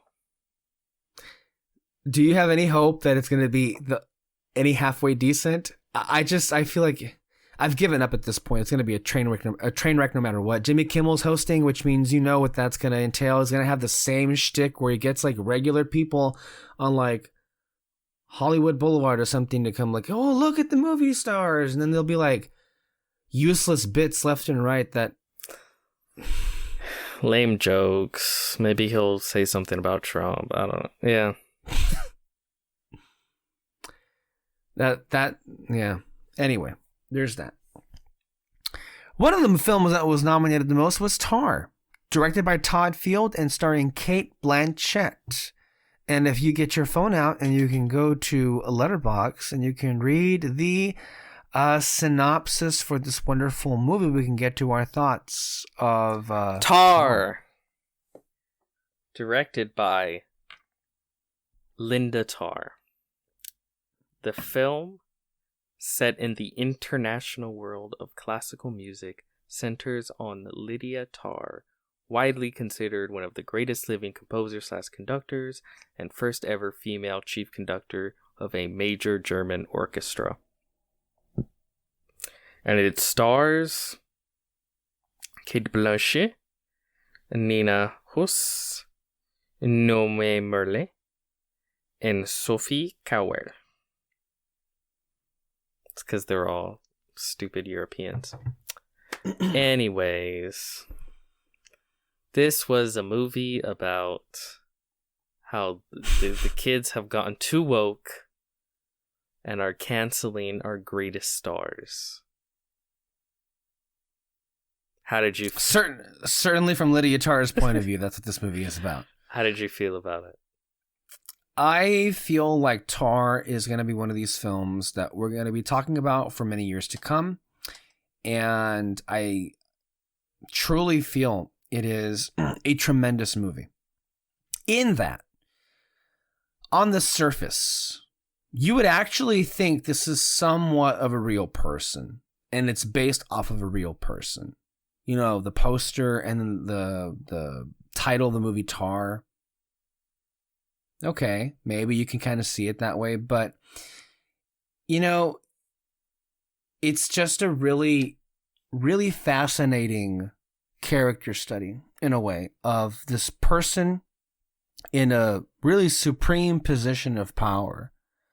And it's fully immersive in that you're just completely in her headspace. You're completely with her. And first of all, if nothing else, a fascinating exploration of like what her life is and what it entails and what it took to get there. But as far as like to where it goes, a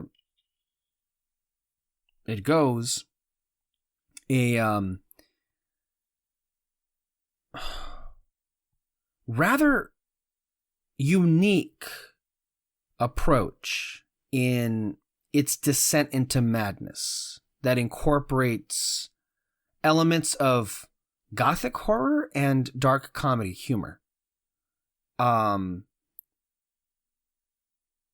Great performances, great sound, obviously. But I think when I watched this film initially, more so than anything else, what I was really, I guess the biggest impression this film made with me was how much I appreciated its candor in that it refused to hold my hand. Oh, yeah. It refused to spoon feed me all of the little like questions left and right that I had throughout the film and even after having completed the movie. It's one of these movies where you'd watch and you're not really upset that it didn't give you the answers. You're kind of thanking it because now you can like explore the film in your mind, maybe even explore it again on a rewatch and see the little telltale signs here and there about what this could possibly mean. Even though it doesn't at all leave you abandoned in terms of like what the overall point of these things that are happening to Lydia Tarr are, it very clearly makes it gets its point across. All the while, in a rather masterful balancing act of remaining impartial in not outright judging Lydia Tarr for who she is or what she did, but just presenting this person in a multifaceted, multidimensional way as is, and leaving the rest of us to kind of like figure out, I guess, the meaning of it all. It is a truly profound movie. One of the year's best. It's incredible. And I can totally see why Martin Scorsese loves this movie. It's definitely right up his alley. I will say, it's not a movie for everybody. It's a shame that that's a true statement, but it's just not. But I thought it was great. Peter? I really loved Tar. It's one of those movies where, and I've talked about this before, you start it and you almost immediately know, like, okay, I am in very good hands. And I can just, like, sit back and I know I'm about to be taking on a really awesome journey. And that's what it is. It's such an incredible journey. It's so meticulously put together as a film. Yes. So, because like even when there's stuff that doesn't quite add up or feel like it fits together, you know that it's deliberate. It's such an interesting film. It has an amazing performance, of course, at the head of it with Cate Blanchett. But like you said, the story structure is so interesting. There's so much that you kind of just have to infer about these characters and their lives and their decisions. It doesn't really solely take place within what we would consider reality. You know, Yes. it can become very heightened. Yeah.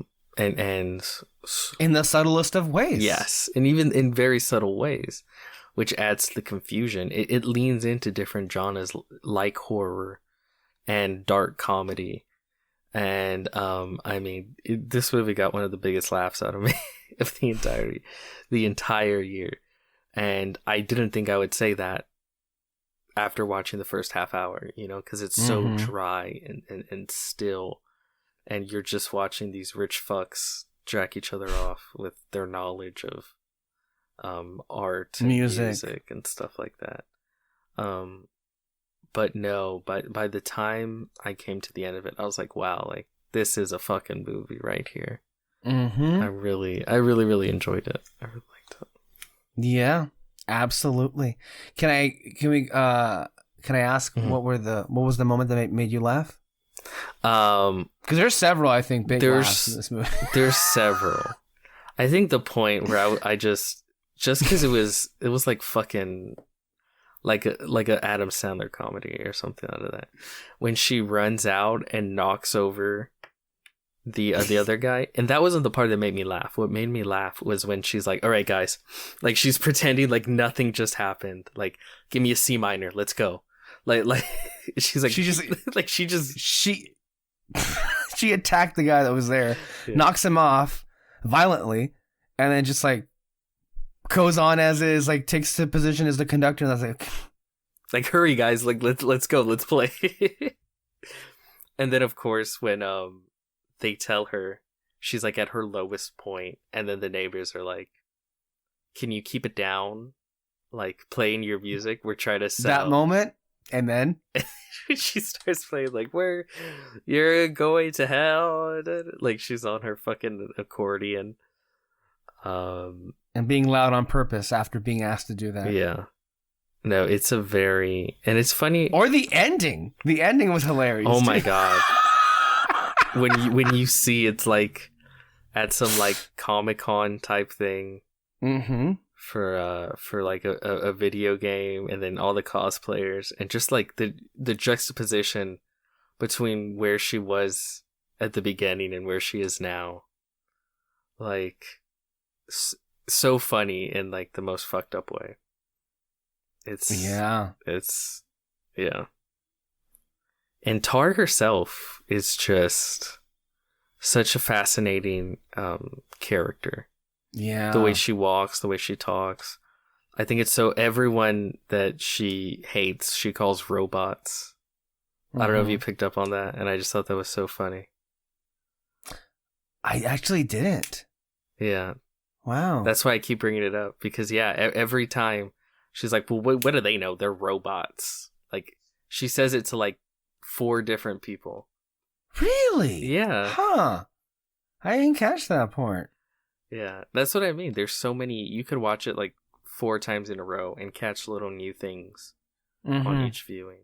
Well, speaking of some of the things that there are several little like threads here that just go unexplained. Like part of how the film opens is kind of a cold open where it's like she's being filmed presumably by like her assistant, but in the but it also seemed like a live video that she was sharing with somebody in real time. They were talking shit about her, and that's never really explained.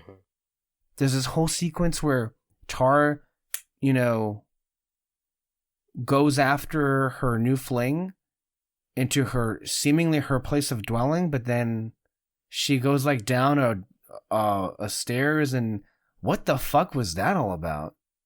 Yeah. When she's out running, she hears a screaming. Every time. Yeah, she's constantly waking up in the middle of the night, hearing noises. Who turned on her little I forgot what they're called. things that make noise. Who took her book? Yes. And and again, it's one of those things where it's not like it has like definitive answers, right? Right. Mm-hmm. I think, well, they might have definitive answers, but they're not based within reality. They're more metaphorical. Mm-hmm. And that's what's so cool, though. Yeah. The way you can just pull apart a film like that. Yeah, I don't know. I loved it.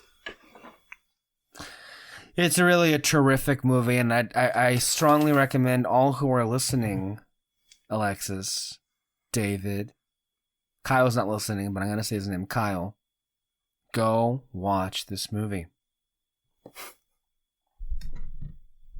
You have your orders. Go ahead and do so. Anyway, if we're done with this, dare I say, do we have to talk about the next one? Because we'll do it quick because it's late at night and I don't want to.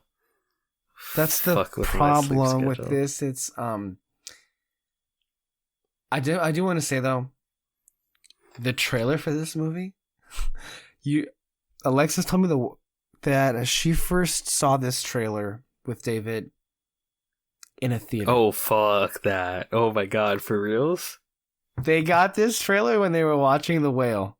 Holy and she shit. told me that she was so creeped out, but it wasn't like she and the 5 other people in that theater were like looking at each other. Like, what the fuck is this and what's going on? In this house. In this house. In this house. I mean, they got even like it's so creepy. I think I showed my mom the trailer. Oh, really? She saw 10 seconds and then just walked away. She's like, no, thank you. I can't imagine watching that in a theater. Holy shit. I mean, I saw the whole fucking movie, and here I am saying I don't want to see the trailer in a movie theater. Well, I guess I should say what the movie is, right? Yes. It's a independent horror film from Canada that has seemingly, surprisingly, before we even mentioned it at all, found its way to the Imperial Valley.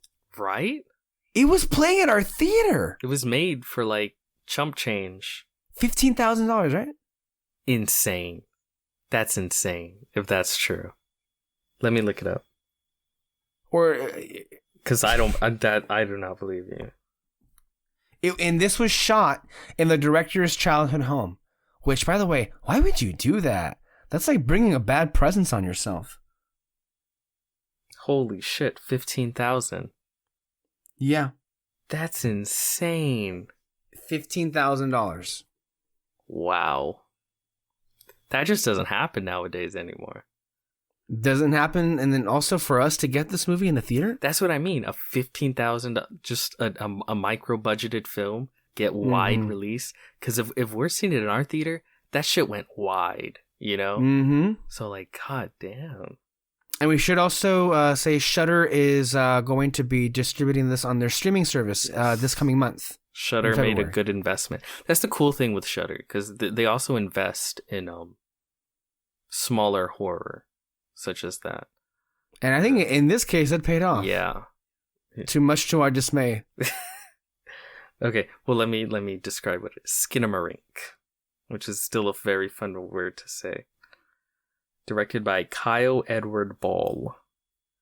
2 children wake up in the middle of the night to find their father is missing and all the windows and doors in their home have vanished. I'm not even going to say the crew. But, yeah. This... Before we went to go see them, I saw the trailer. It looked fucking terrifying. But I had heard a lot of word about the movie beforehand, and it was always this thing of like, half of the people were like, fucking scariest movie I've ever seen, and the other half were like, unbelievably boring, right? Mm-hmm. It kind of reminded me of Paranormal Hereditary? Activity. Oh, sorry. Because that was another like micro budget film that got very wide release. And a lot of people were like, holy shit, this is so terrifying. This is like the next evolution of horror. And other people that are like, you're just watching people sleep for 2 hours. You know, why is it scary? So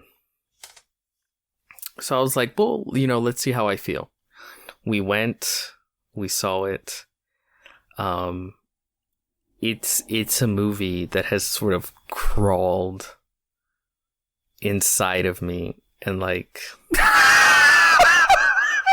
latched on to like just a portion of my brain that and it's not letting go.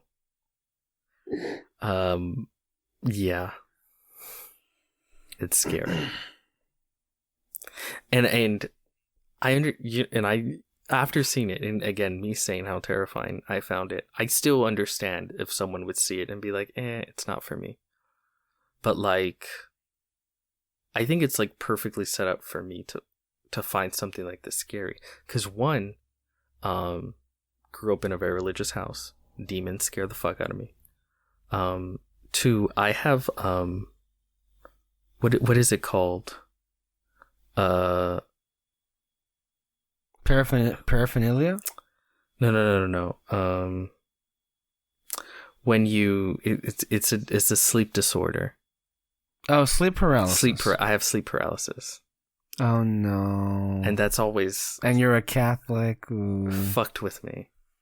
Oh, like, no. like, like, yeah, like I have memories of a child not being able to sleep, afraid to go to sleep, and like walking down long dark hallways, you know, and just like looking into the dark and being like, I think I see something, you know.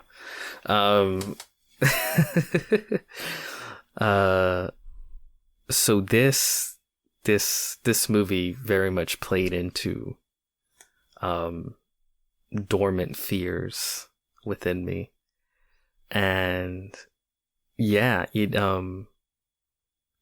got to me.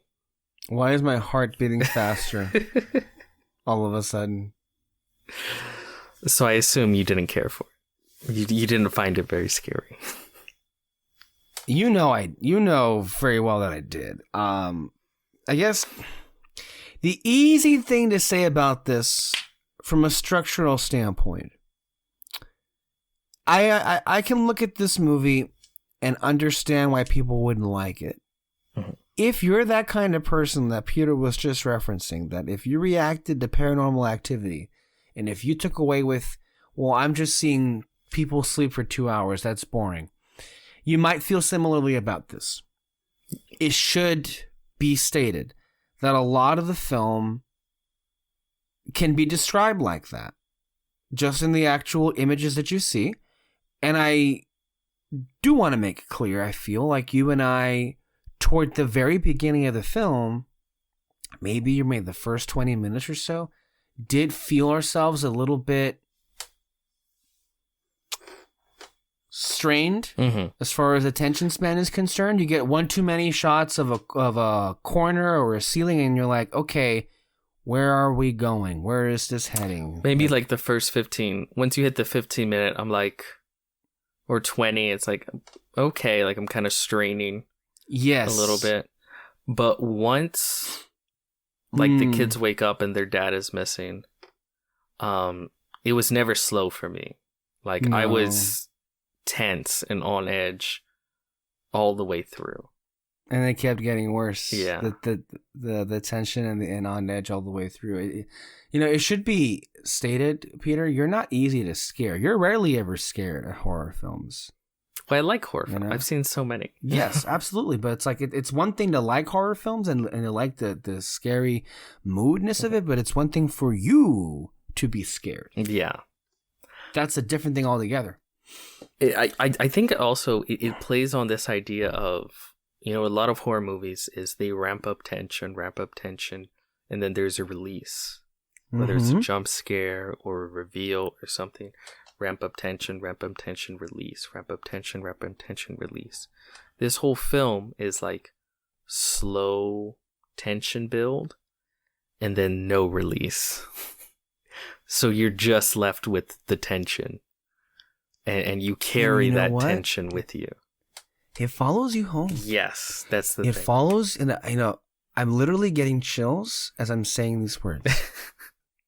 It follows you home like a shadow, and it's hovering over you. And the more you don't want to think about it, and the more you're trying not to think about it, it places images inside your mind from what you saw. And then you start thinking, oh my God, is it here?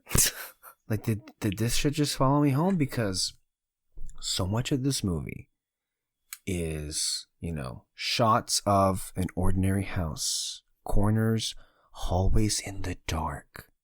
And if you walk in your home at night and it's not very well lit, a lot of those images of your own home can look exactly like what this film was. And then you think to yourself, fuck me. Like, what if I turn around? Like, several times, I'm not even kidding you, several times this week, as I walk back to my room at night, like in the corner of my eye, I feel like, did I just see something there? Like, I'm just walking and shutting the door. That night, that first night home, and well, even just walking out of the theater, you and I don't think we're ever that shooketh. It was pretty, I don't know if disorienting is the right word, but I would qualify this film as all immersive. It's almost like Assault. It really kind of is in a way, because like it's like you're so just in shock. Or well, it's like disturbed. I said, like yeah. It's that tension, right? Yeah. And with horror films, you're used to having the release, like with Smile. With Smile, by the time it ends, you have that release, right? Mm-hmm. Even if it ain't a happy one, it's there. Whereas here, it's just it's one of those kind of horror films where it's just all rise and tension, no release. So yeah, it's something you kind of carry with you. And it's similarly to Tar, I would say. Well, there is a pretty straightforward narrative. So much of it, I'm not going to, but I could, rewatch it several times and pull apart sort of new things to notice and sort of put together about what it is this story might be and what it's trying to say. And there's little things I just sort of, just thinking about the film, I remember how like they very specifically ask for their dad. Oh my God. And then there was that one point where like, where's dad? Well, maybe he's with mom. And then I think the sister mom. was like, don't talk about mom. Oh my God. And it's like, well, what was that about? Yeah, that's what I'm saying. What the fuck was that about? I don't know. Yeah, no. There's a lot of stuff there that's interesting to explore, but then like your heart doesn't want to really explore because I'm feeling a bit of terror right now. Just like you describing those events. Like truly, I am. Yeah. Like honestly, like I guess the question you're left with, and we still are, Peter, is what the fuck happened? Right? And again, I guess you can view it in a more straightforward narrative, right? Where there's this entity that has just decided, made itself at home. Yeah.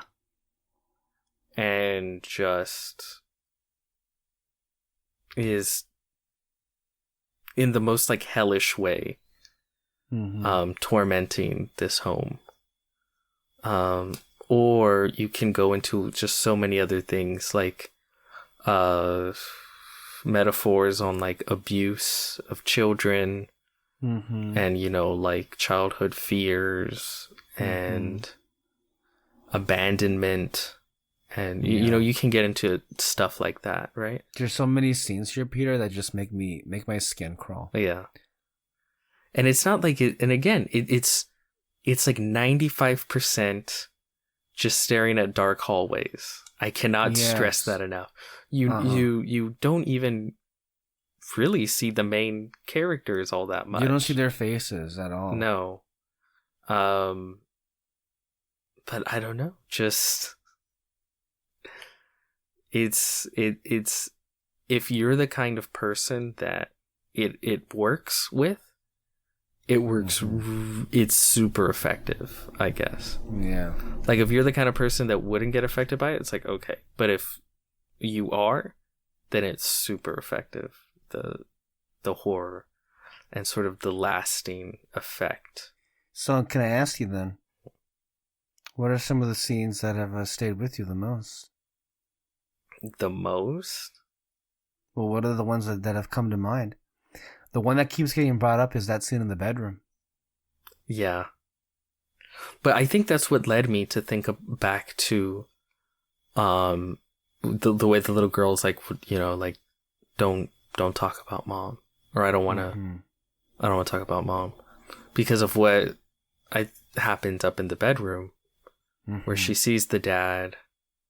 He's like, oh, look under the bed. You know, there's nothing there. But then she sees the mom, and the mom's like, you know, oh, you know, me, I love you and your brother very, very much, and stuff like that.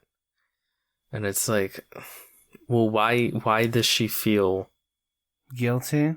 Yeah, like what happened with the mom? What's going on with the mom? Or even the way it starts, which it starts by the youngest kid getting injured. Remember? Like he falls down the stairs, and like the dad makes some sort of call like, oh yeah, he's fine, but he had to go to the hospital real quick or something. You know, how does that play into everything? Isn't he calling the mom? Is he? Did it even happen? I don't know. Is it? Yeah. I guess I just assumed that it pushed him down the stairs. That was my. That can be an interpretation, right? Yeah. The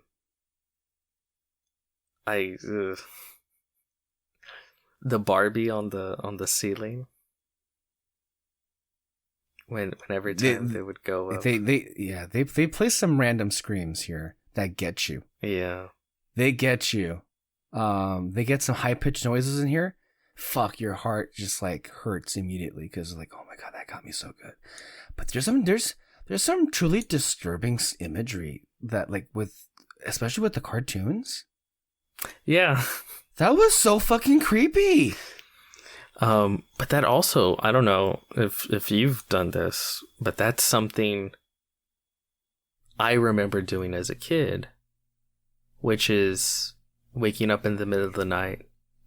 If I can't sleep, going to the living room and like turning on the TV. Yes. And sleeping with the TV on, right? Yes. So I don't. It just plays into so many primal childhood memories, just shadow corners of the brain, and just this idea of the place that you're supposed to feel safe as a kid is just literally hell. And the people that are supposed to, that you look to constantly to keep you safe, your parents, are nowhere in sight.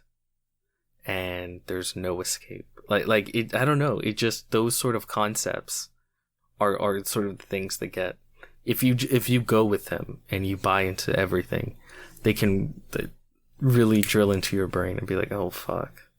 Like it kind of reminds me, real quick, of another horror film I'd seen. Because whenever I look at horror films, I always think of like, well, what would I do in this situation? How would I react? One of the most interesting ones, I really enjoyed it, it's called Ghost Hunters. Wait, is it called? No, Ghost Event? Something Ghost, whatever. And it's sort of like a mockumentary. It starts off as a mockumentary of those, ghost hunter shows, right?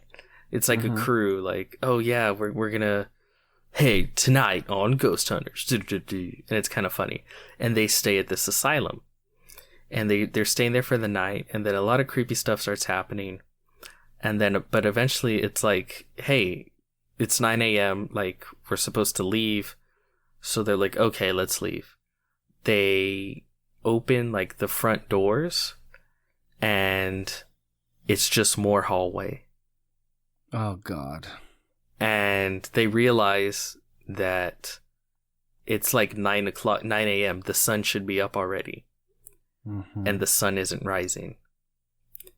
And it's like shit like that, where like that kind of shit plays on my fears so well, I think. Because it's like this inescapable hell kind of thing. And that's very similar to what this movie did too.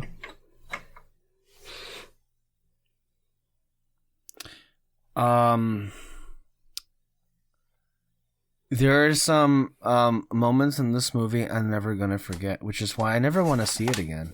No, I'm good. I saw it. That's it.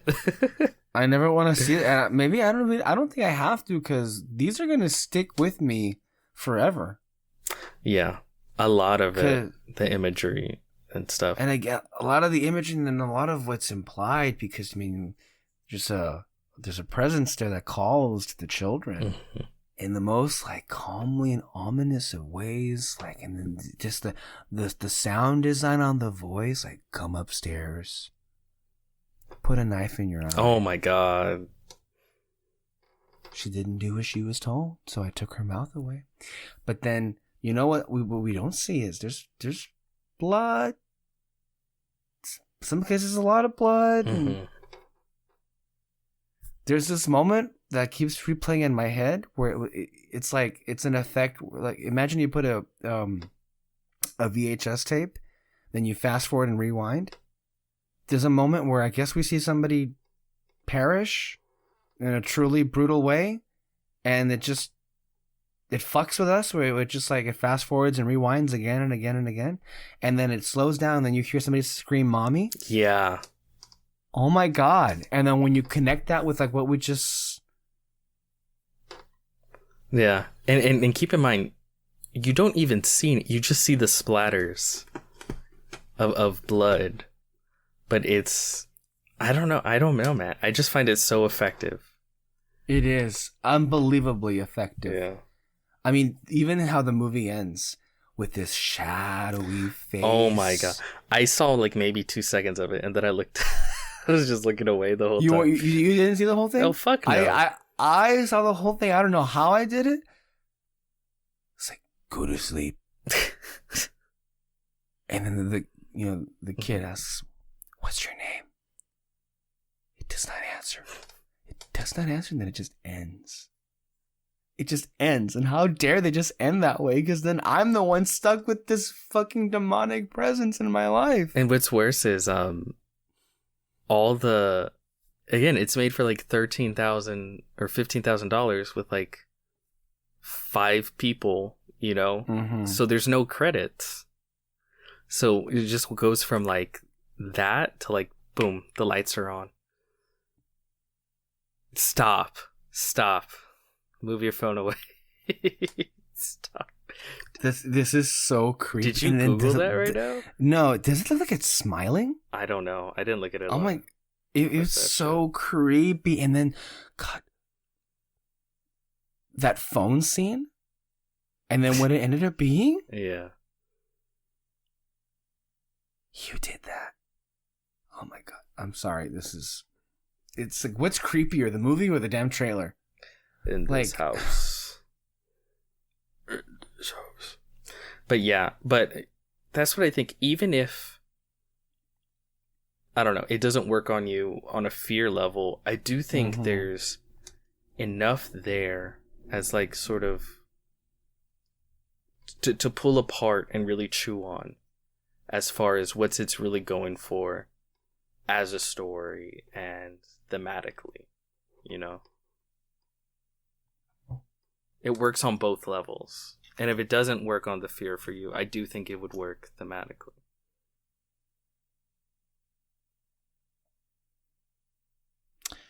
Yeah, we're going to go ahead and leave it there before none of us can go to sleep ever again.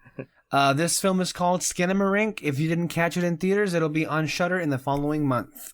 Before we leave, evidently, there are some Best Picture nominees that are playing nationwide in theaters. If you didn't get a chance to see these films, now is the time. As I have been informed, Alexis Moreno has, for the first time, finally has seen Everything Everywhere All at Once. She did not tell us how she felt. She just said she saw it. So, what does that mean? I don't know. What does it mean? Did she enjoy it? Did she not? It's not enough just to see it. She needs to think it's the best film ever made. Well, I guess we'll find out now, won't we? But if you are in, because even in our theater, they're playing Everything Everywhere All at Once. They're playing The Fablemans, Top Gun Maverick, and yeah. So maybe those movies are playing. I know Banshees of Inisherin is coming back to theaters. So if you didn't have a chance to see these movies in theaters and now want to, the time is now. Anyway, thank you so much for listening. Peter, thank you so much for being here. As always, you can catch our podcasts anywhere you listen to podcasts every single Sunday. And stay tuned here under our red spotlight for more content and more. Bye.